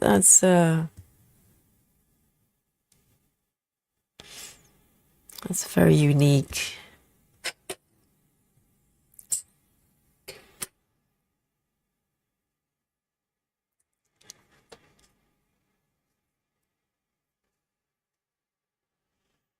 Chelsea says, I find now caring for my mom completely different since there's no shame. Not sure if that's the right word, but little less concern if I help bath or toilet her. Maybe because we never had secrets. Yeah, I think, with my mom, I bathed my mom as well. So, and my mom was more comfortable. She went as far as saying, because she was a very private person, and I think I am as well. She went as far as saying that if she passed on, she wanted me to be the person who gave her final bath. Okay, and I always go, Mom, please don't say something like that. You're going to be fine. Don't say stuff like that. And after her passing, basically, I didn't even have I didn't have an opportunity to even do anything like that. She was handed over, to be taken care of by the professionals. So I never get to do that. And sometimes I kind of thought about it. I kind of apologized to my mom to say, I didn't get to do that for you. But yeah, it's just one of those things. Yes, Chelsea says we all need dolly cuddles now, or chocolate, or both. Why don't we do both? Let's flash the dolly card. If you remember, you've got a dolly emoji. Flash dolly, she represents love, and let's have some chocolate. How's that? And have a nice cup of tea or coffee or something. Chocolate time, everyone. Catherine A. James says, I found that I have to forgive myself. Cass of the past did what she could with what she knew at that time. Yes, absolutely. Absolutely. But I think, guilt trip is probably, something that everybody goes through. But once you've gone past that, that, it wasn't rational. Yeah, but it takes time. It takes time. Yes. Jackie says, tough conversation, but part of life. This is why I stitch what I want. Life is too short to not stitch all the things. Jackie, I'm with you. I'm with you. I'm in a school of thought that, live for the moment. And if I want to stitch 30 projects, that's just me enjoying it. I don't think about completion because, that probably means different things for different person. But for me, it's not that meaningful. It's about the journey, isn't it? Yes. Chocolate time, dolly time. Yes, let's bring on some chocolate here. And let me grab some water as well. I like some water here.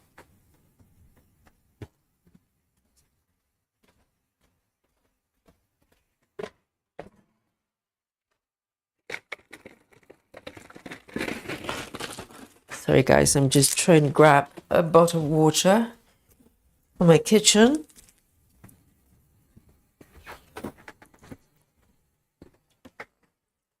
Oh, hot chocolate time for Susan.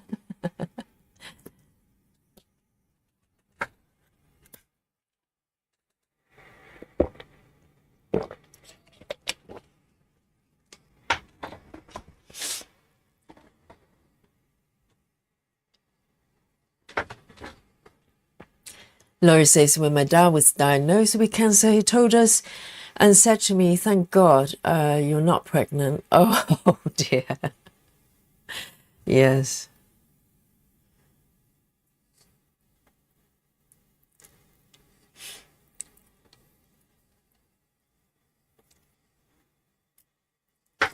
I know it's not an easy conversation, but you know, I always feel like hopefully by talking about it, whoever, you know, hopefully the majority of people don't need to face such tough situation. But you know, it's a life thing, right? And but if you can walk in the situation and knowing that you know, you simply need to take care of yourself, not just that, you know, sometimes we go, well, you need to take care of yourself, like it's just one of the things we say. You literally need to take care of yourself. You need to put yourself first, and don't think that's being selfish. You're not. You're actually being you know, selfless by doing that.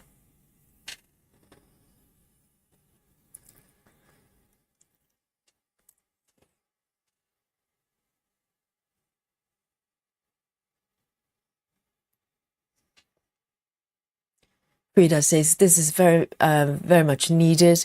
Thank you for talking about this. I know, yeah, I really believe it's necessary to talk about, because, you know, things like this, even just by, you know, bringing the subject up, you can just look at the chat, you know, everybody's got a story to tell. So, it's a human part of, you know, things that happens, parents and stuff like that. Yeah, absolutely. Let me take a piece of chocolate here. Got a little chunk here, mini chocolate, no giant button. Today is like mini chunk. I can pop in the mouth.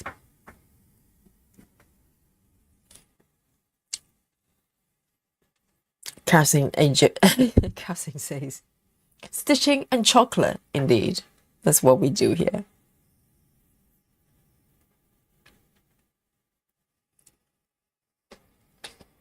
Let me have a look.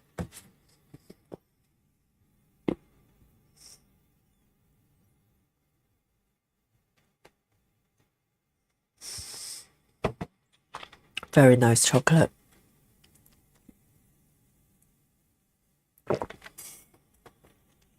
Betty says a lot of this, it's the same for us cancer survivors. I continually struggle with survivor guilt. So I choose kindness and compassion for all. Why would you feel like that then? By surviving cancer, why would you feel guilty?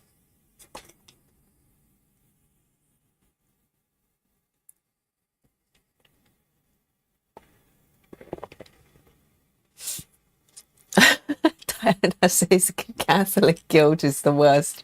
Definitely need chocolate and stitching. Yeah, I find stitching is a little bit like yoga, because first of all, is something that you do for yourself. You know, even if you're stitching for others, but ultimately you're there, you know, kind of spending time with yourself, stitching. And yoga is a little bit like that. You're kind of just staying with the body, with the breath, and it's a completely you time, and it's so healthy to have that. You know, social thing is great, but at the same time, you need to spend time, just alone time for yourself.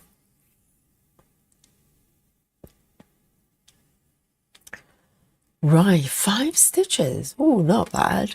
610, 610.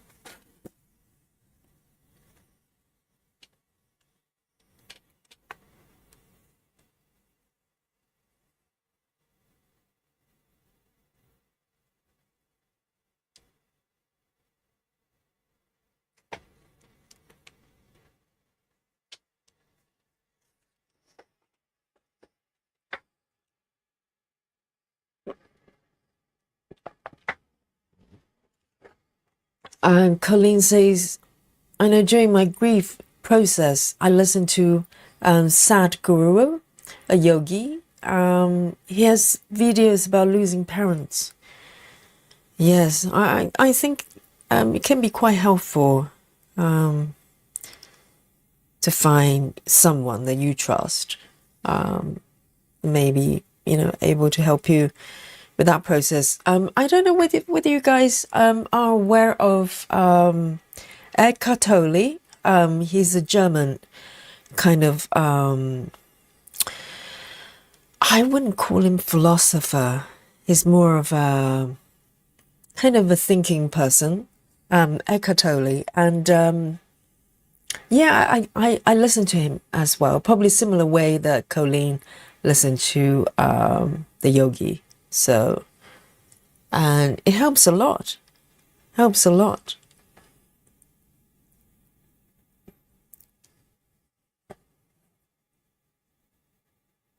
We have to find some sort of healing process through different means. Yoga for one, stitching for one, and maybe listen to someone you trust, You can share the wisdom.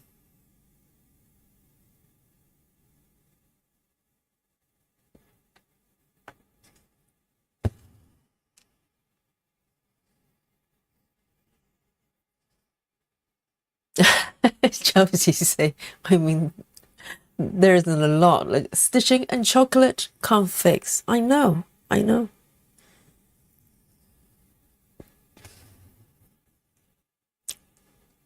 They're both magical.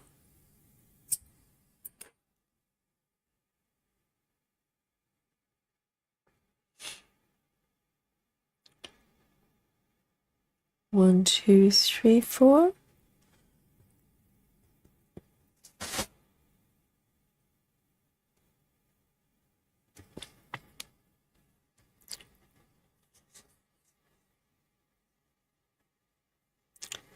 Peggy says guilt is so real. I got counseling after beating breast cancer. Why is that though? Isn't that sense of, happiness that you actually survive and also beat the illness? Why would you feel guilty about it?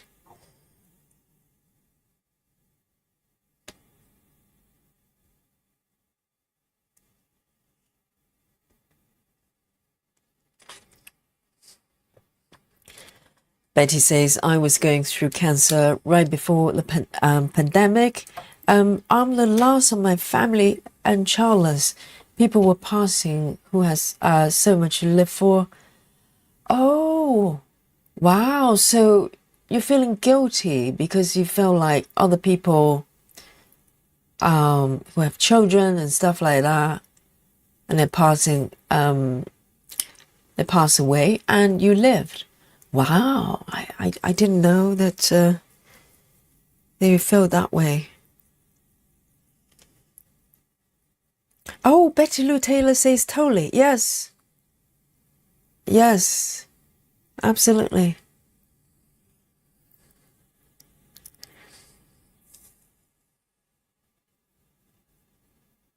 I know he's got this peace in him, and I read his book probably first time quite a few years ago, and I think at that time it feels transformative, but it wasn't until I was really hit with life's challenges, his books and his teaching became, actually meaningful. You know what I mean? Because sometimes you can read something and you think it's beautiful and you think it's profound, but until you can actually relate to it, then you feel like, oh, so that's what this means.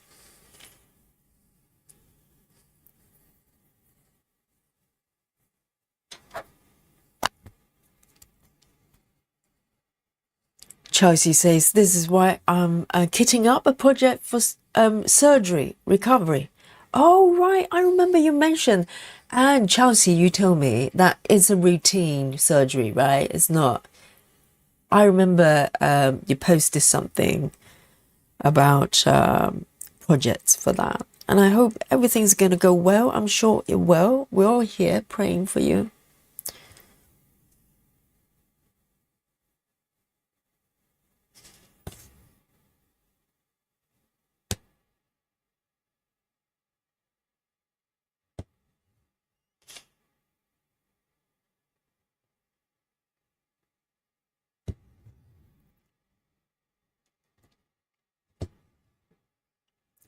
Hey, Captain Squirrel.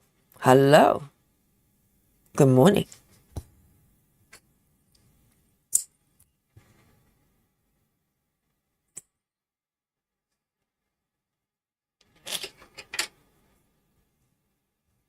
Oh, she bring tissues. Captain Squirrel just walked in and go, what is going on here?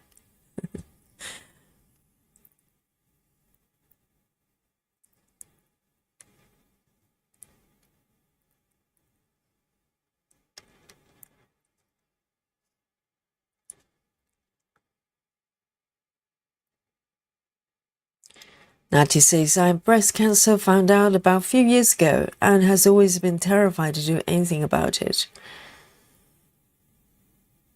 Well, I think that's what happened to my mom, because my mom, she didn't tell anybody, including me, for a little while.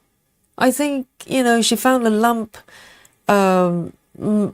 maybe even 3 years before she was diagnosed properly. She didn't like doctors, and I get it. I don't like doctors either. You literally have to drag me there. But she didn't tell anybody, and I didn't know. No one knew. She didn't get checked up. She just knew that, there was something there. And until she had to, tell everybody, because it was playing up a lot. So, can happen.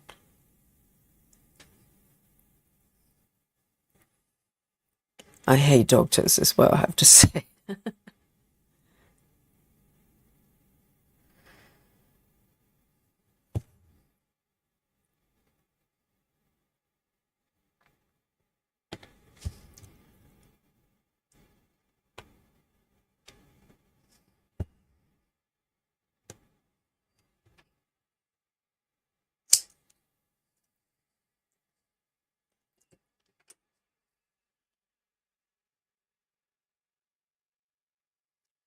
Colleen says survivor's guilt is real. I survived a car accident and a friend passed in a separate one. I felt that he was more worthy to survive. Oh, Colleen. Yeah, I think in the situation of an accident, I can kind of understand it. It's a human thing, because if someone else, they don't survive and you do. But I didn't realize people feel like that with surviving an illness as well, because I would have thought it would be,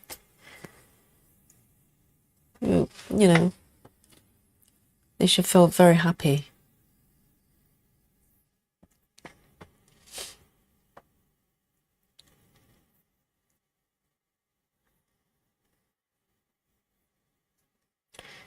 Betty says, even my doctor had the same cancer at the same time. Oh, your doctor. Wow.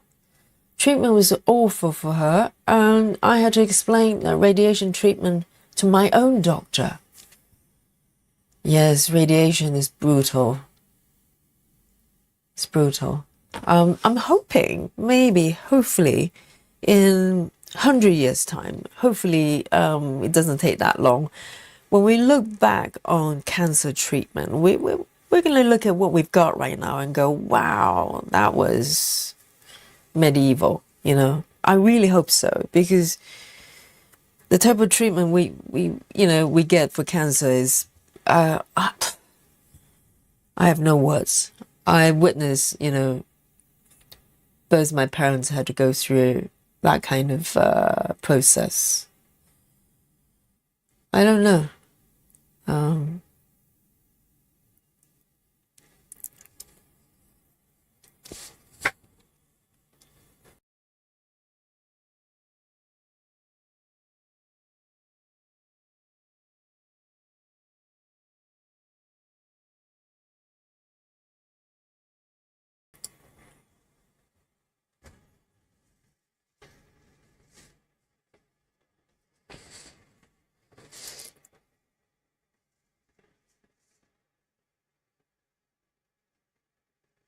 oh, Chelsea. Okay. Right, sleep apnea. Okay. Yeah, so hopefully that procedure is going to help afterwards.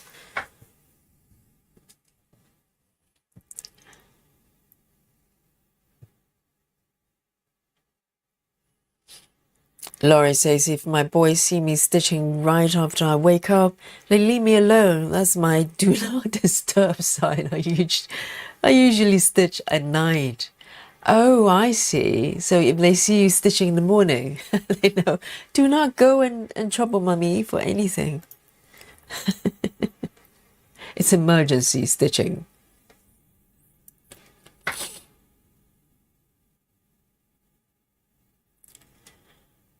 All right. 5 stitches. 5, 2, 4. 5, 2, 4.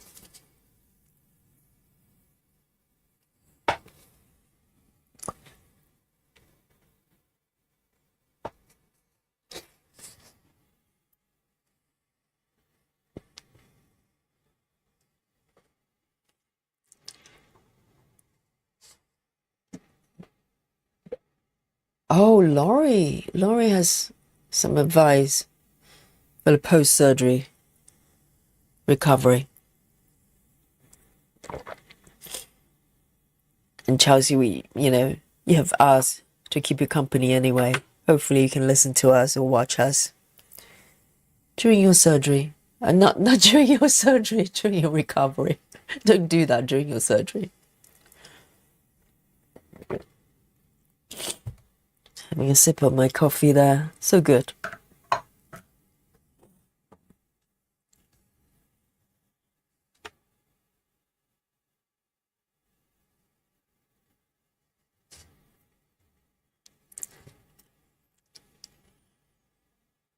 Jackie says, I think it's already happening a bit. My dad had a very rare form, and the only treatment were experimental.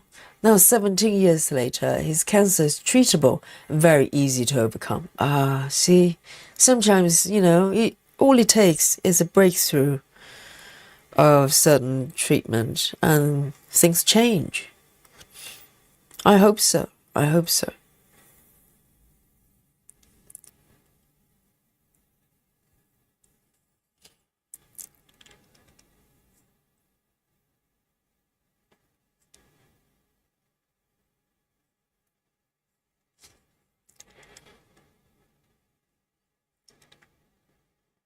And Betty says, everybody has a story, but I believe it's how we navigate the darkness by being courageous enough to choose love, kindness, and compassion. Absolutely. Yes, because sometimes we say these things, it just sounds like the nice thing to say or right thing to say, but to live, to live those things.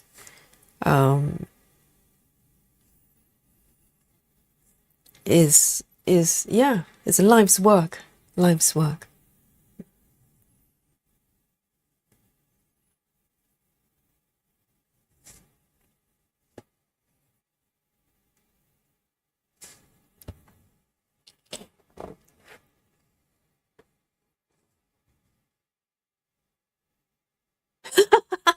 Susan.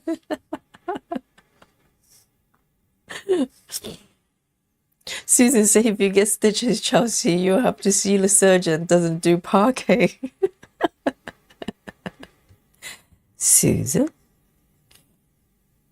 One of these days, I'm gonna get Susan to do parking method. Okay, I'm gonna work on her.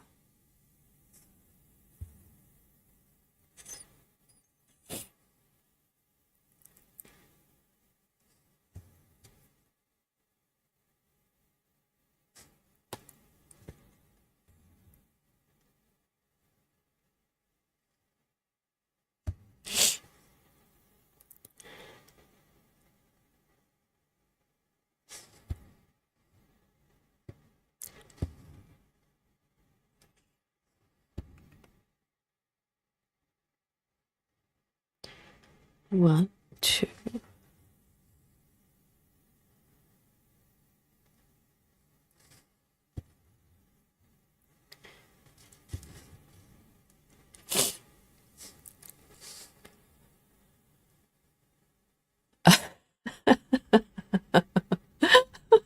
It's hilarious.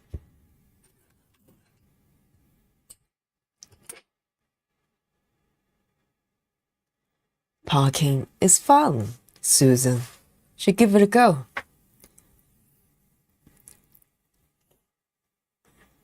I bet you say, but will a surgeon do 10 stitch or full cross? Well, I don't know. Probably depends on what the type of stitches. Quite a lot of time it's like a staple, isn't it? I've seen those. It's not pretty, but instead of doing actual sewing sewing method, they just use a staple. Just go, you know. It looks a little bit brutal, but cross country. Can you imagine? Cross country suture. Oh, hilarious. Full cross. Full coverage. Maybe a boomerang finish. Oh dear. 3861.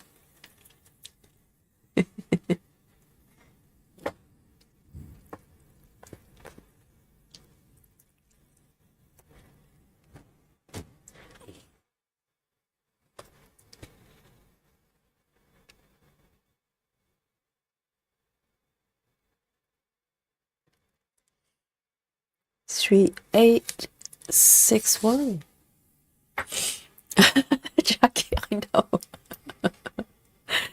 Oh, this is what happens when we have a whole bunch of stitchers together talking about suturing.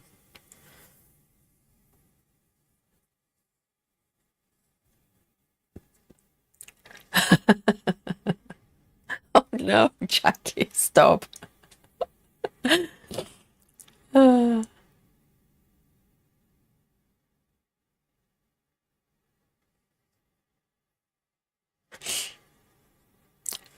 I wonder what cross-stitch tattoos look like. So they're just like crosses.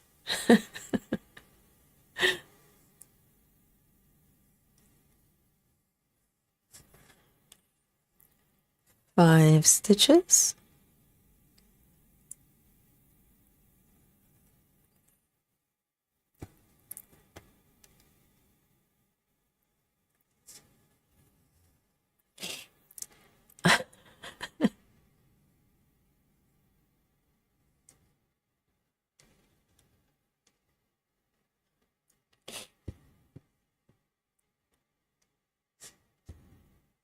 Oh, but you know what? I think today, was it today or yesterday? I was browsing Instagram and came across Amy Stewart's post regarding the traveling library, the trio, the 3 pieces, because she has launched a the puzzle set with all 3 pieces. And remember, we were talking about the writer's desk. And, you know, we're kind of discussing whether that's part of the caravan world. Is it part of the caravan or is it outside of that world? And according to, that's my reading anyway, according to the lady's post, the way she described it, to me, sounds like the writer's view is outside of the caravan world. I think it's about, I can't remember how she put it. Maybe you've seen that post by her, from her. I think she described it as the author's view or something. Yes. So my impression is that that view is outside of the fantasy world of the caravan.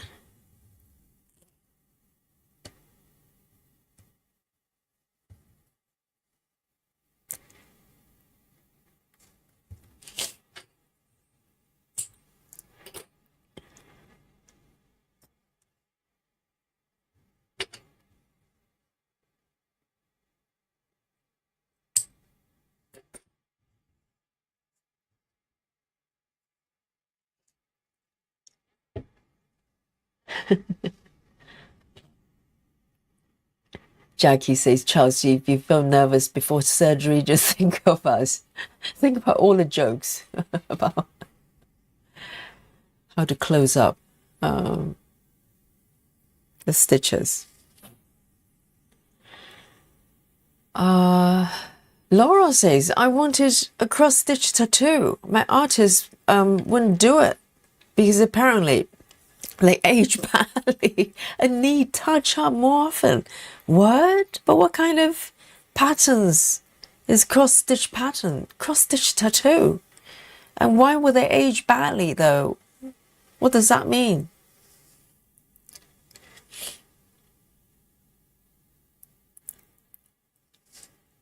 Oh, so Chelsea had to wait for ages. Oh, that's not good. But I suppose there must be some sort of waiting list for surgeries.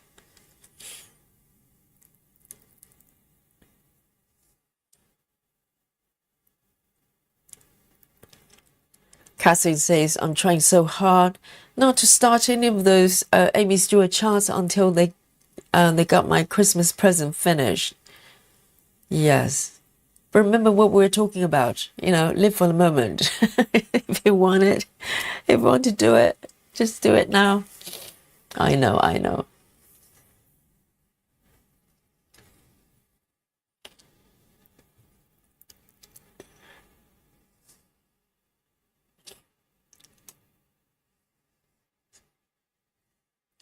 Laura says some colors fade quicker from sun exposure and they don't have any borders. So there would be a lot of missing X's. So do they literally just stitch X's like what we're doing here? Like one stitch at a time? Serious? Wow, Laura says I do have a needle and thread. I do a needle and thread at least. I wouldn't have tattoos, if I'm honest. I don't like permanent things. You know, it's too scary. Too permanent.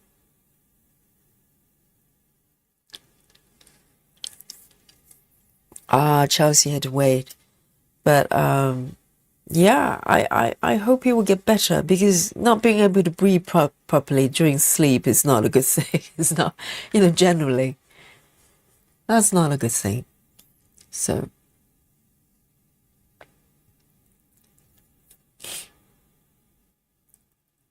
All right, 6 stitches. Yay. 921. 921.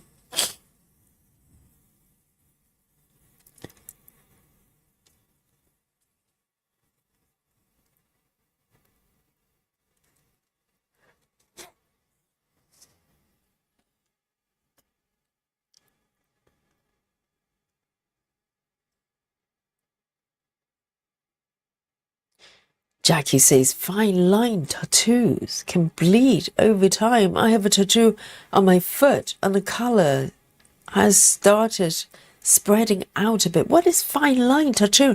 I'm so ignorant about the tattoo world. I have no idea. Yes, I'm always amazed by the kind of courage people have. Not just the paint itself, that's temporary. It's the fact that tattoo is there forever. And that sounds scary.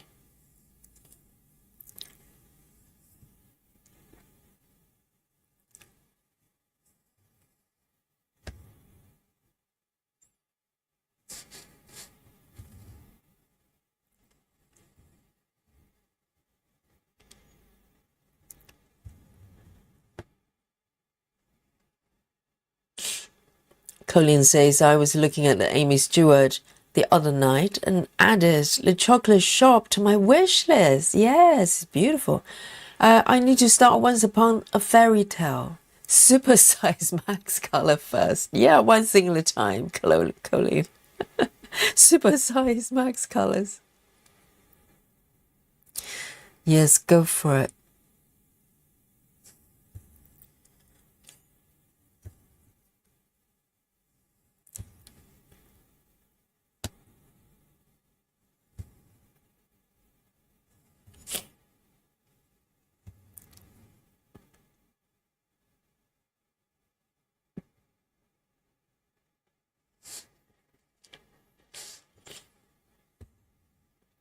Wow, Chelsea.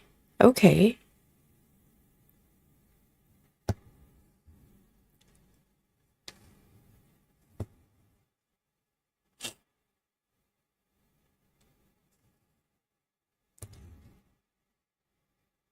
Six. Okay.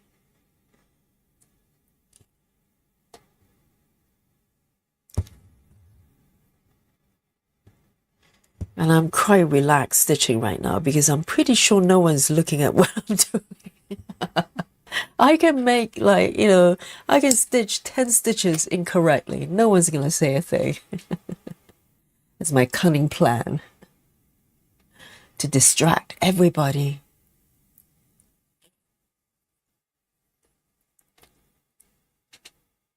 9:21.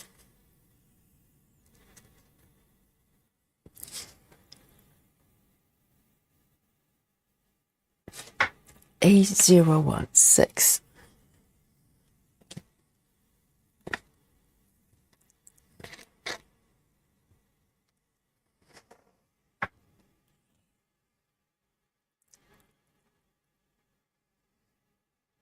Oh, Jackie, I'm sure Heaven and Earth is going to do a sale pretty quickly. But I think with the two other pieces for Traveling Library, we're waiting for max colors. Some of us. Maybe they're going to drop at some point.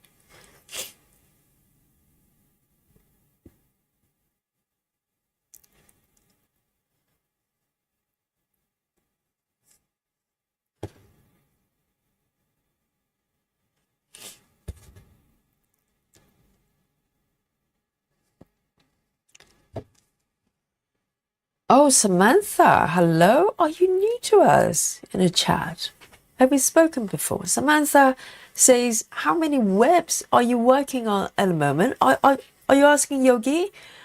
She says, I've only just found your page. And wow, you've got some good work done. Thank you so much, Samantha. Yes, I need to break some news to you, okay? I've got quite a few webs, actually.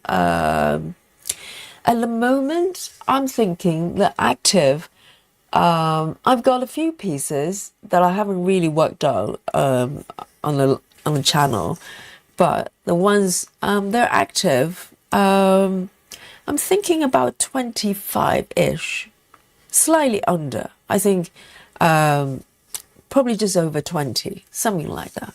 How about you then, Samantha? How many whips have you got? Go on then. Please tell me you're not one of those monogamous stitchers. Just one, That made me look bad. Made me look really bad.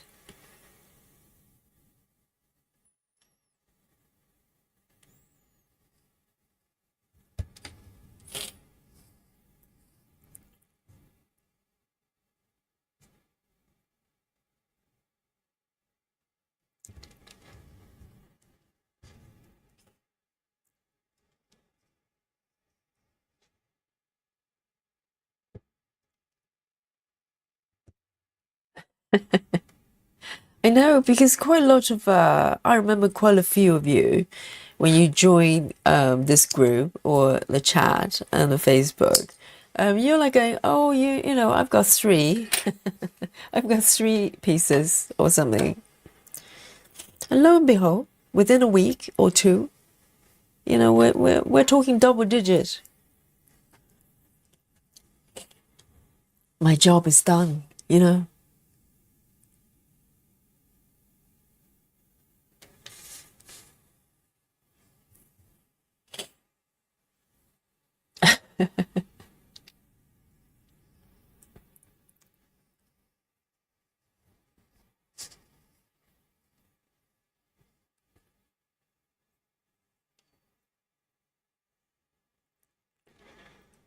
Oh, Catherine's not a max color person.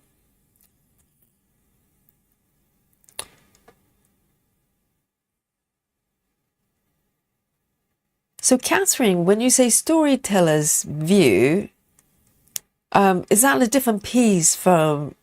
I'm just thinking in my head, the writer's desk. I think is a different piece, right? Storyteller's view.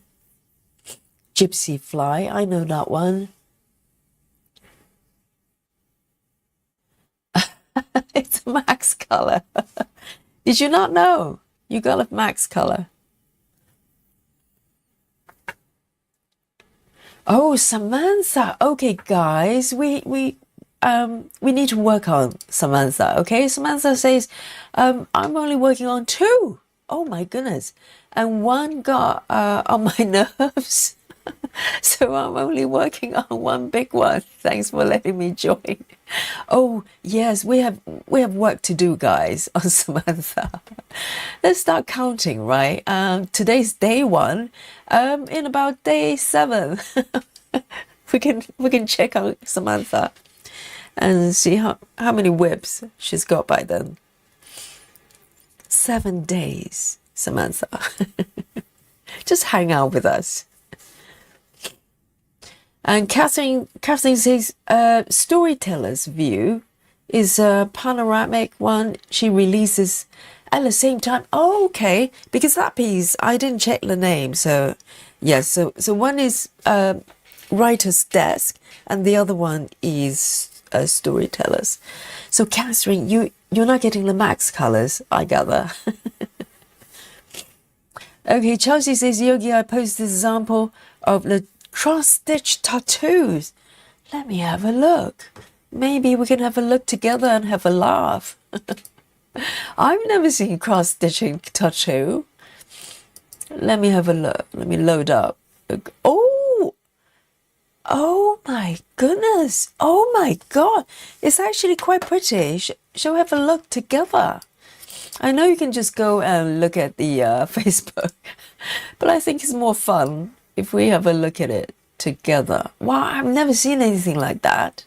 Hang on, let me bring it back on our stream here. Wow, I'm learning so much from you every day. Goodness, hang on a second. Let me shrink this a little bit. All right, cross-stitch tattoo coming up. Okay, maybe you think you've seen everything. Not yet. All right, here we go. I'm gonna bring that in here. Okay, can you guys see it? Oh goodness, hang on. Let me clean this up. Can you see that? I've never seen it. It's very pretty actually, and it's got like 2 extra lines around the wrist as well as borders. It's almost like a sleeve. That's actually very pretty. I've never seen anything like that. Wow. Wow. I didn't know. I didn't know you could have something like this. That is a lot of work. It's more like a sampler, right? Some sort of sampler thing. So not full coverage. Can we have a full coverage tattoo?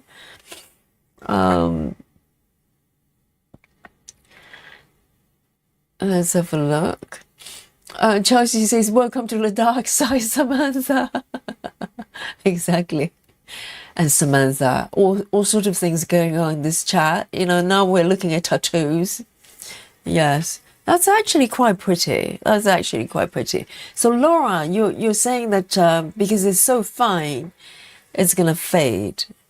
Yeah, I suppose it would, but all tattoos do anyway. I mean, I've seen people, you know, when they get the tattoo, they're probably quite slim, and then they have a human face around the arm or something, and the human face just starts to stretch as they put on a little bit of weight or something like that. That happens. We're talking about human body, okay? It changes.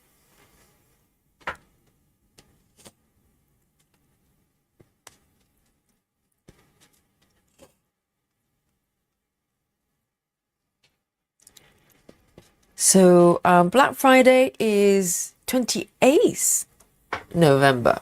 Okay, couple weeks, something like that.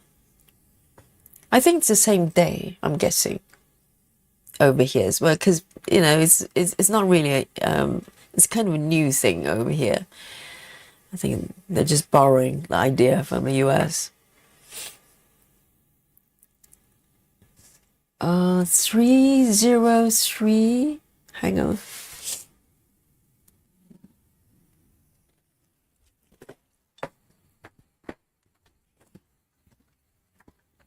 Let me just grab something.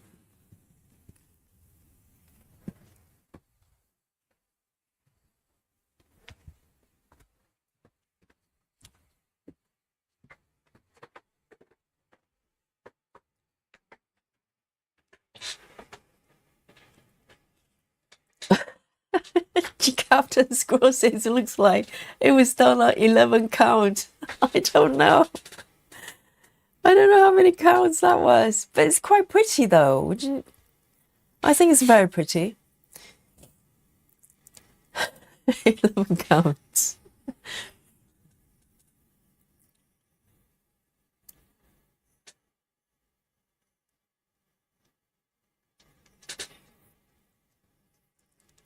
Yes. Yes, they're really pretty. So they're not your tattoo, right? Clara, who posted it? I think it was Clara. Oh no, Chelsea. Chelsea posted it. They're not your arms, are they?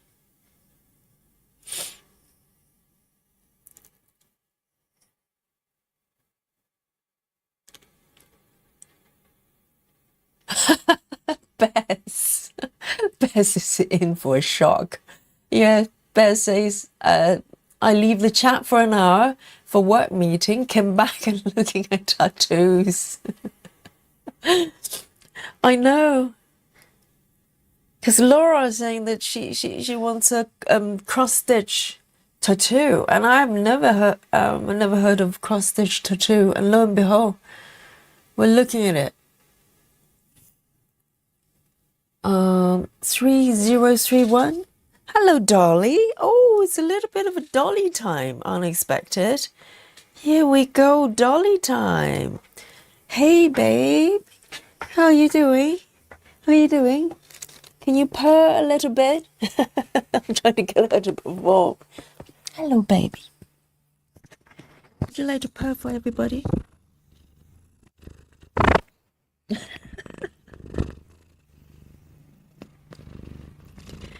Live purring. Dolly purring show.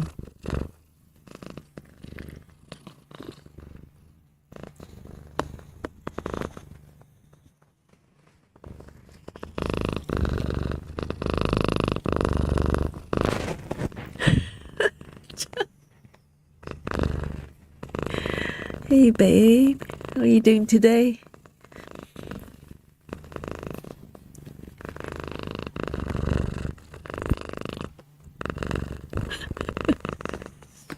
Can you hear it? Ah. They were just lying there quietly, belly up, as usual. Yes, the only time. Can you hear the purr? It's so loud. Oh, dear. Little bit of belly rub there.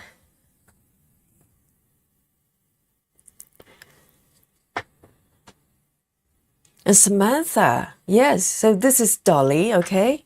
Our special guest. She comes to see me every day to visit the stream.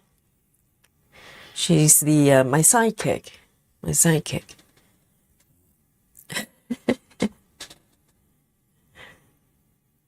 I know, she's always happy. She's always happy.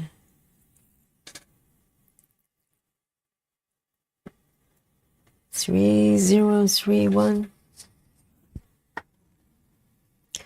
Very independent, Dolly.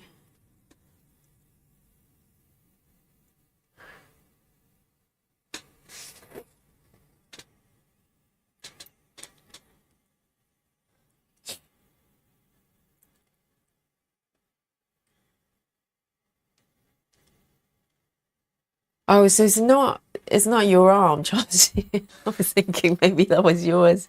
Chelsea says not brave enough for tattoos. He took the doctor multiple visits to talk me into surgery. Same here. I think I've probably been, what, knock on wood, okay, right now. I've probably been to doctors maybe a handful of times for my entire life. Luckily, I've been blessed. I'm quite healthy. And so I think I've probably been to a dentist once or twice in my life. And yeah, I can't, possibly imagine having tattoos. I just don't like that kind of stuff. Too permanent. And too much pain, probably.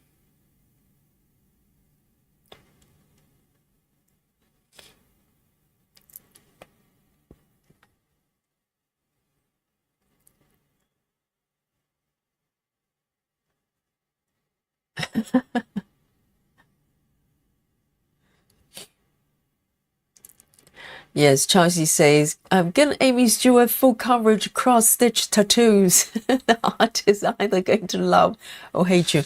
Yes, it probably take as long as you stitch it. So you have to go back to see your tattoo artist for a very long time, 10 years to get that finished.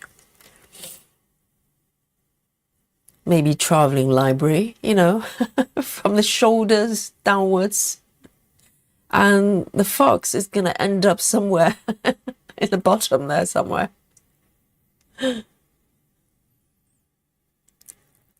Full coverage.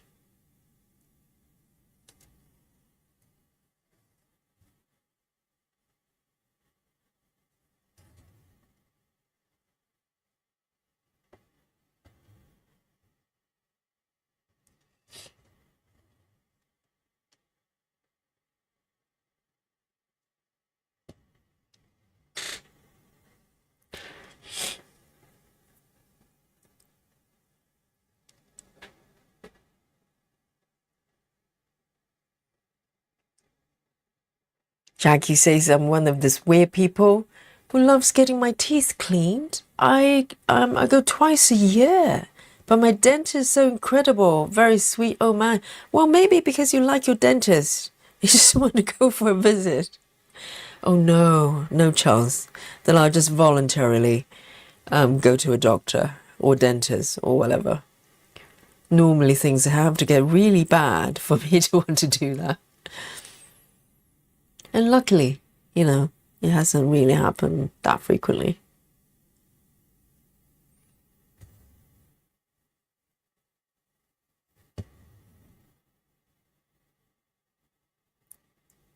One, two.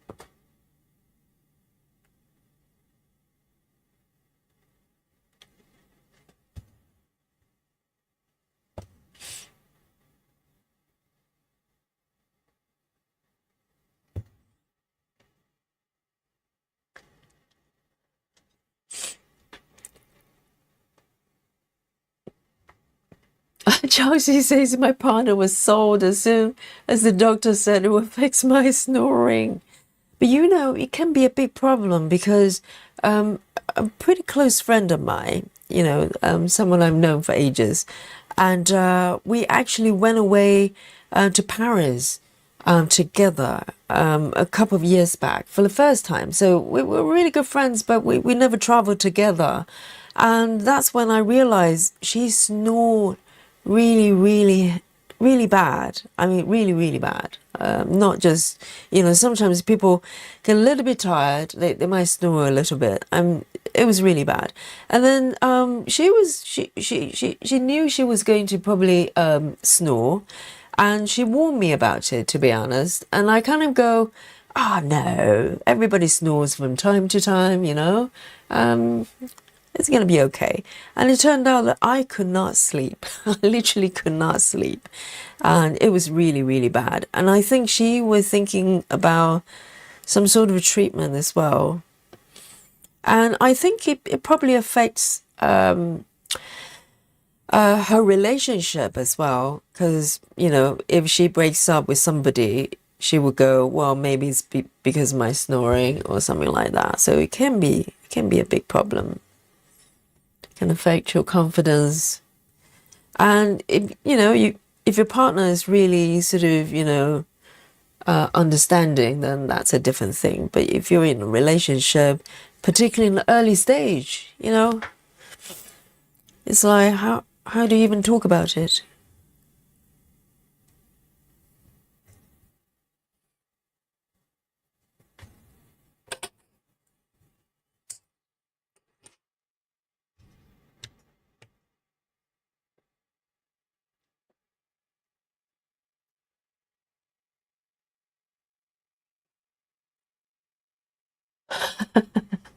Jackie, gridded or ungridded skin for a tattoo. Can you imagine they have a gridded version of like this with pencil lines. A gridded fabric. Oh dear.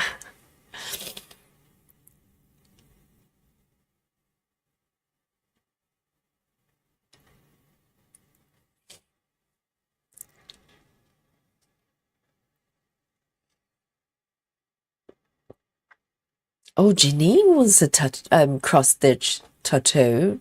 Have you got one already? So Jackie's got a tattoo on the foot? On top of the foot or the soles of the foot? I don't know. I cannot imagine.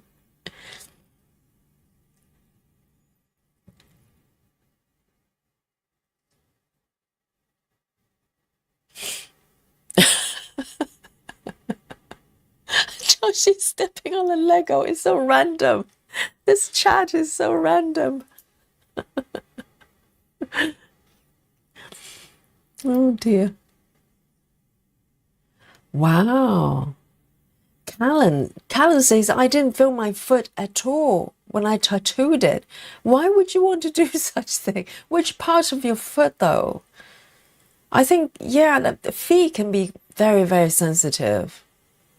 I hope you're not tattooing the bottom, like, well, the soles of the feet. Wow. But you know, some people are kind of addicted to pain, like that process, you know, the tattoo process, I cannot imagine. But a lot of people go back to kind of suffer from that. I don't know, it's a thing. 30. I've done that. Good. 3815. 3815.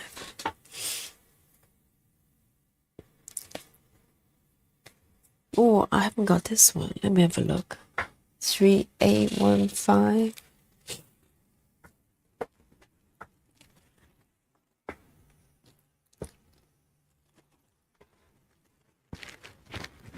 Three A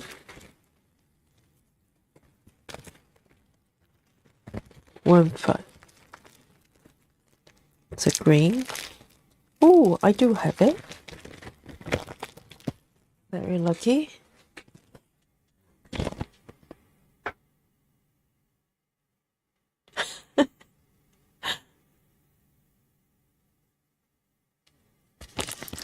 Chelsea says it's funny though,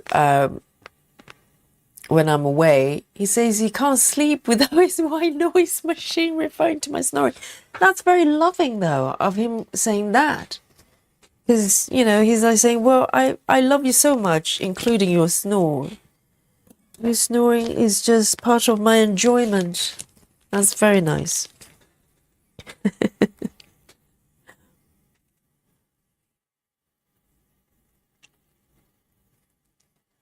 Laura says, I have one under my chin. I mean, tattoo under the chin.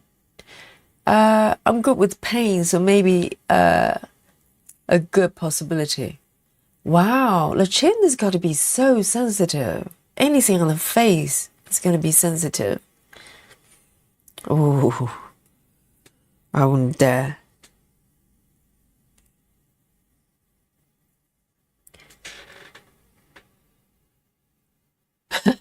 Chelsea says, Yogi, you know the random chat is why you love us. I know, so random is so is it every day is a surprise. You know, I come into the stream, I have no idea what's going to happen. I didn't know I was going to look at cross-stitch tattoos and talking about snoring. No idea.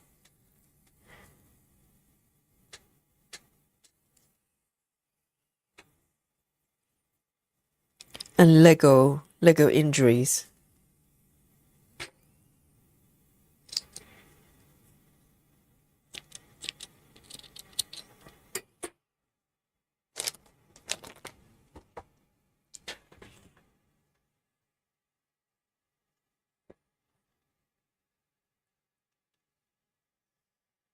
Jackie says my tattoo is on the top inside part of my left foot. I'm trying to visualize on the top inside part of my left. Okay, I get an idea. The inner edge of the left foot. Wow. Nothing on the bottom. I'm just imagining. So, you know, if you have a full coverage, like traveling library, which is a portrait, and you start from the shoulders, you know, and back, and by the time you get to the fox, it's probably near your bottom area. I don't know. It would take a while. It would take a while to get to the fox.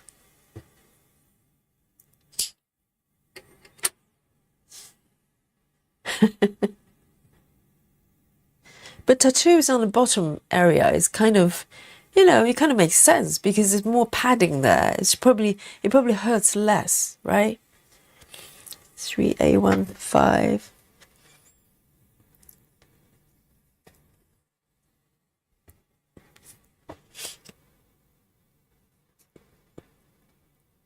We take a strand.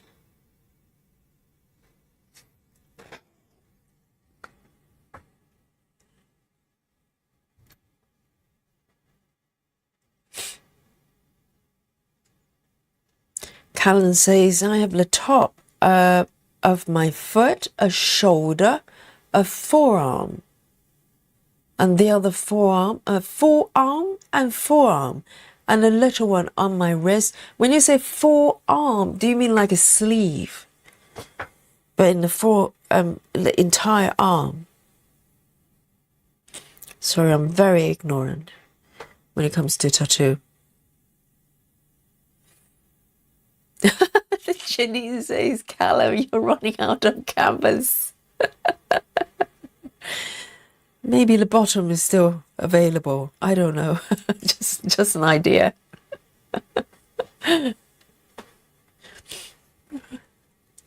Wow. Busy Mom says, I can't sleep if someone's snoring. I'd be up all night. Same here. I have to confess. You know, I had partners before the snort. I have to say, you know, things didn't go well in the end. I'm not saying that's the reason, but, you know, it does. I think if you can't sleep very well, you probably won't like the person very much. You're somehow resentful. Because normally when people, the person's snoring, they sleep really well. You know, they wake up, you know, really refreshed. And that was you trying, going like, oh, I managed for about 30 minutes. And they're going, why? You know, I slept so well.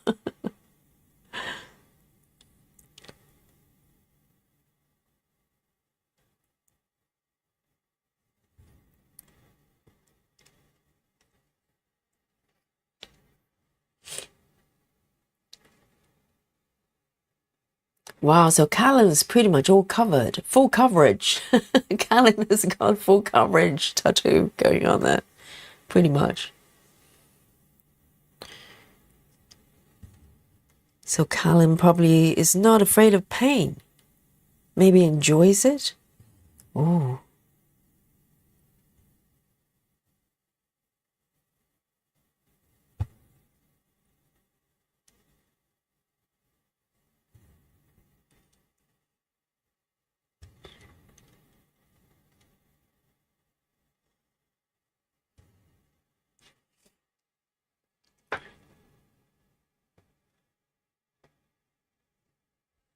I like this color a lot.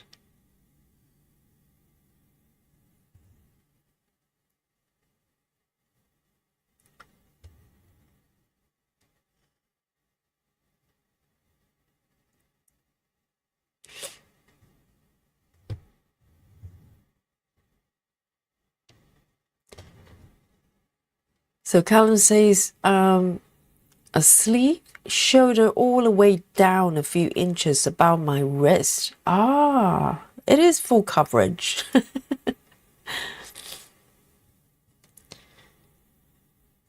Ungridded, I'm guessing.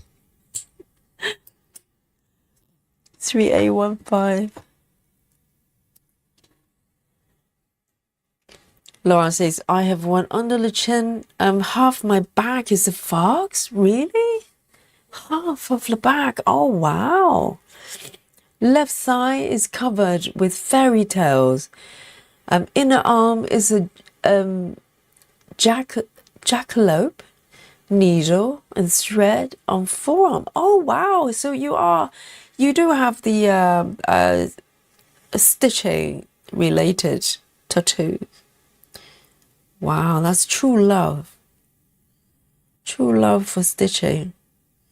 A small ghost on the wrist and some on the fingers. Well, that's gotta hurt. Fingers. That's really sensitive. I'm just imagining. Some people tattoo like a ring, don't they? Instead of wedding ring, they just tattoo a ring. Probably cheaper, I'm thinking, and cannot be stolen. Natty says, I have 12 tattoos. Almost all of them I did myself. Oh dear. Oh, now we're veering into DIY tattoo territory, guys. Yes. Wow.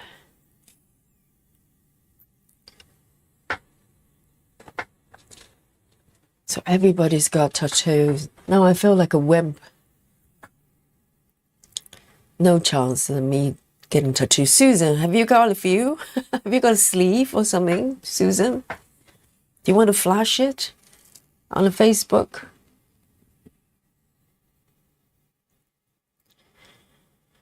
Janine says, my big tattoo is 2 roses, which signified my relationship at the time because his last name was Rose. I need one to signify my marriage now with someone else. Wow, that's the thing, because a lot of people, very often people get tattooed for, you know, because you're in love with somebody, and lo and behold, you break up. What do? It's like Johnny Depp has got one for, who's that lady? You know, a lady that sued him. What's her name? Like Amber Heard. And, or maybe there was a girlfriend before, and Johnny Depp was trying to turn it into something else. It's hilarious. Wow, Fox is kind of popular with when it comes to tattoos. Laura's got one, Callan's got one. Yeah, you have matching tattoo, Laura. Exactly, you and Callan. You're friends for life.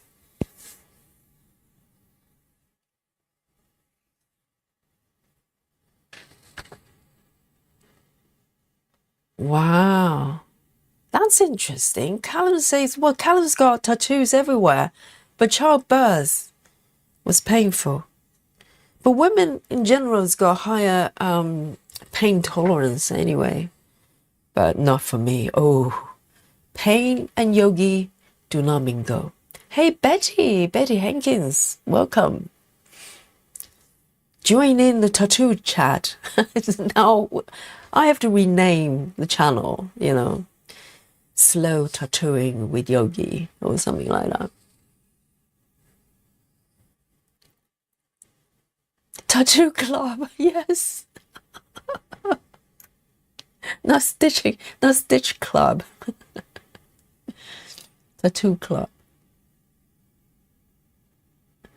Wow, it's a lot more popular than I thought. 3011. No tattoos, Susan. I'm very disappointed in you. 3011.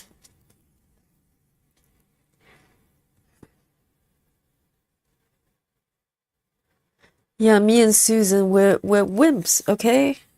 We're tattoo free, tattoo less.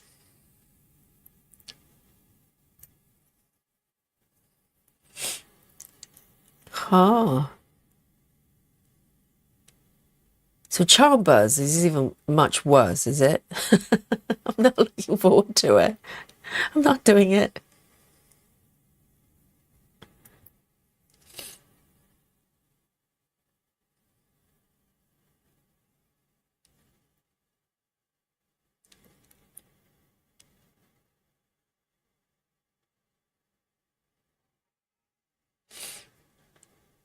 Oh, Busy Mom is in the same club as me and Susan. We're tattoo less.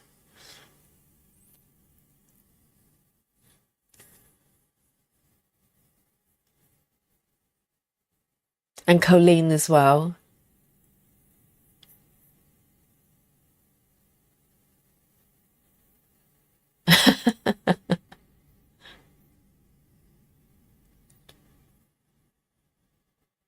Oh, Bess, that's correct. Yeah, the previous girlfriend, maybe it was Winona Ryder. Yes, the tattoo originally said Winona forever. He got it altered to say Wino forever. Is that what he changed it to? Oh my God. Who's Wino? I don't know. That's the problem. It's so permanent. And, you know, heat of the moment, you want to have tattoo of the person you're in love with. And when you break up, you kind of go, what do I do with this? Or even worse, if you tattoo the person's face. Or some people, when they like a celebrity or something, you know, I bet there are a lot of people have Johnny Depp's tattoo. And if you know, stop liking him, what are you going to do with that face? Seriously.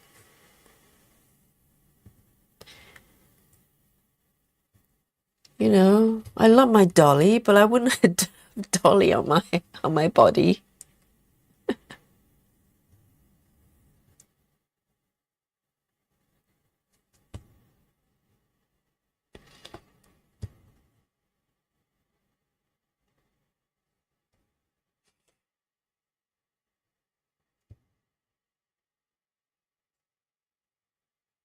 All right.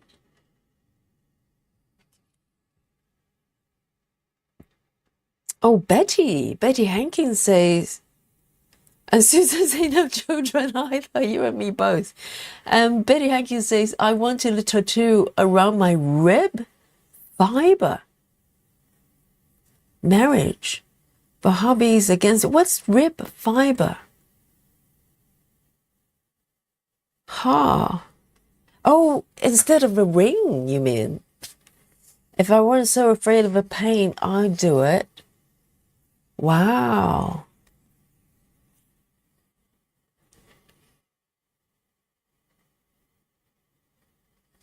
Ginny says, Ginny says, I would have my whole body tattooed before agreeing to having children. Oh, wow. That's a bit drastic. I don't want either. Can I have just, nothing?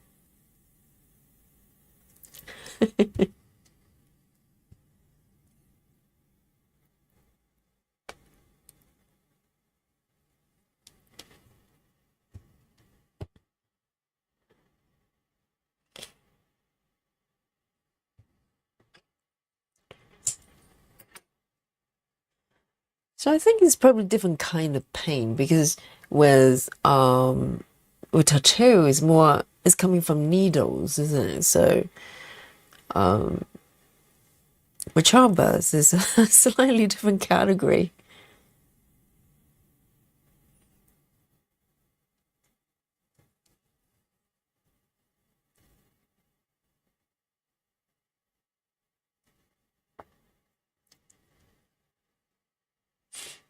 Oh, ring finger.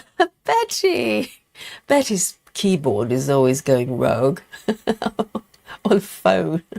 Yes, I always have to kind of guess, decode what Betty's saying. And so there's some sort of special terminology, like tattoo jargon that I have no idea. Ring finger. Yeah, some people do that. You can just tattoo a big diamond, probably cheaper.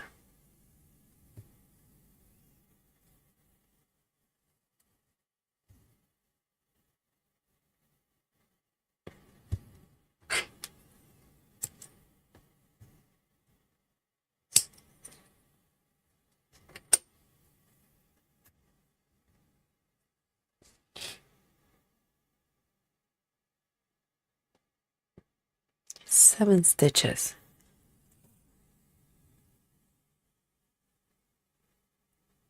Catherine's tattoo less as well. Join the club.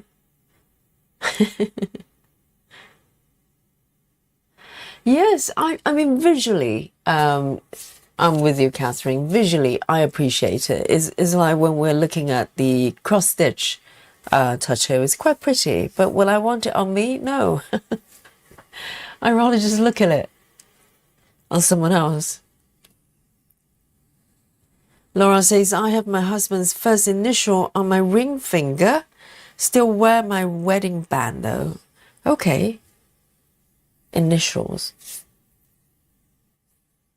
Well, initial is okay. So let's say if Laura has a new husband, husband number 2, maybe you can just find someone with the same initial, so you don't have to change a little too. 3768. 3768.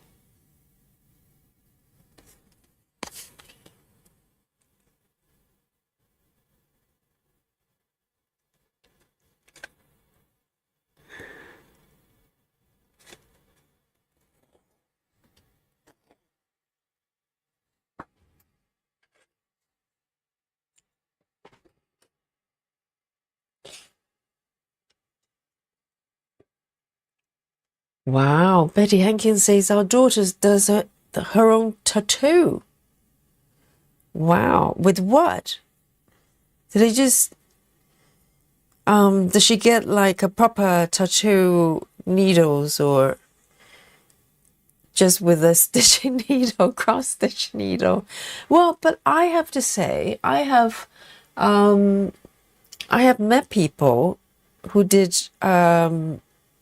DIY tattoos, but very small, not like a large piece, not like a sleeve or anything like that. Just like a tiny little, I'm trying to recall, maybe like a letter or something. And I can't remember It's a friend of mine, and I can't remember what she used to do that. I cannot remember. But I remember she said that she did it when she was quite drunk. So I don't know you know, what kind of drunkenness you end up with stabbing yourself with a needle with ink. I have no idea. I've been drunk before. No desire of stabbing myself with anything.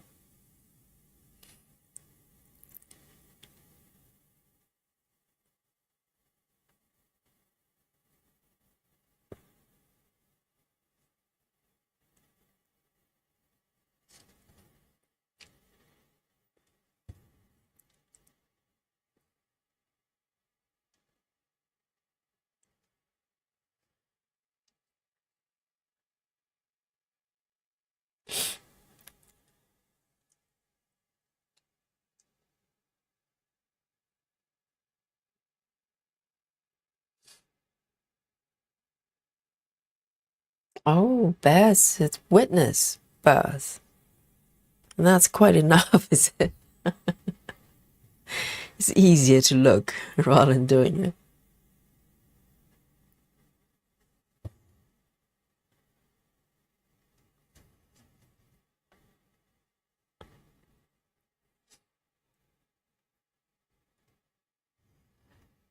Ginny says we go from emotional pain to physical pain today. Yes, indeed.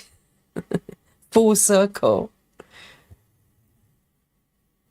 Absolutely.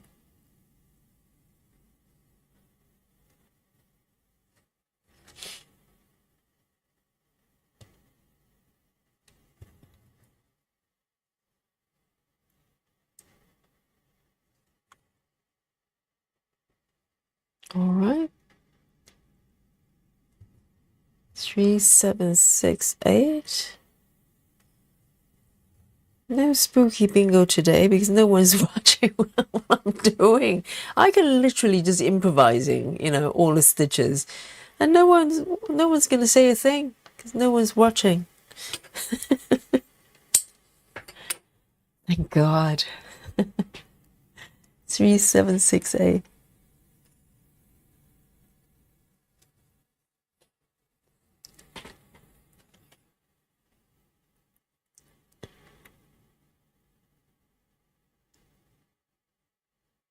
Nachi says I have a husband's initial on my pointer finger, index finger. Had to retouch it 5 times. What? Well, but if you have to do it 5 times, maybe it's a sign. Nachi just saying. Callum says tattoos and children, not for everyone. Yes, just like parking message, The parking is just not for everyone. Or max colors are not for everyone. Who knows? 356, 356.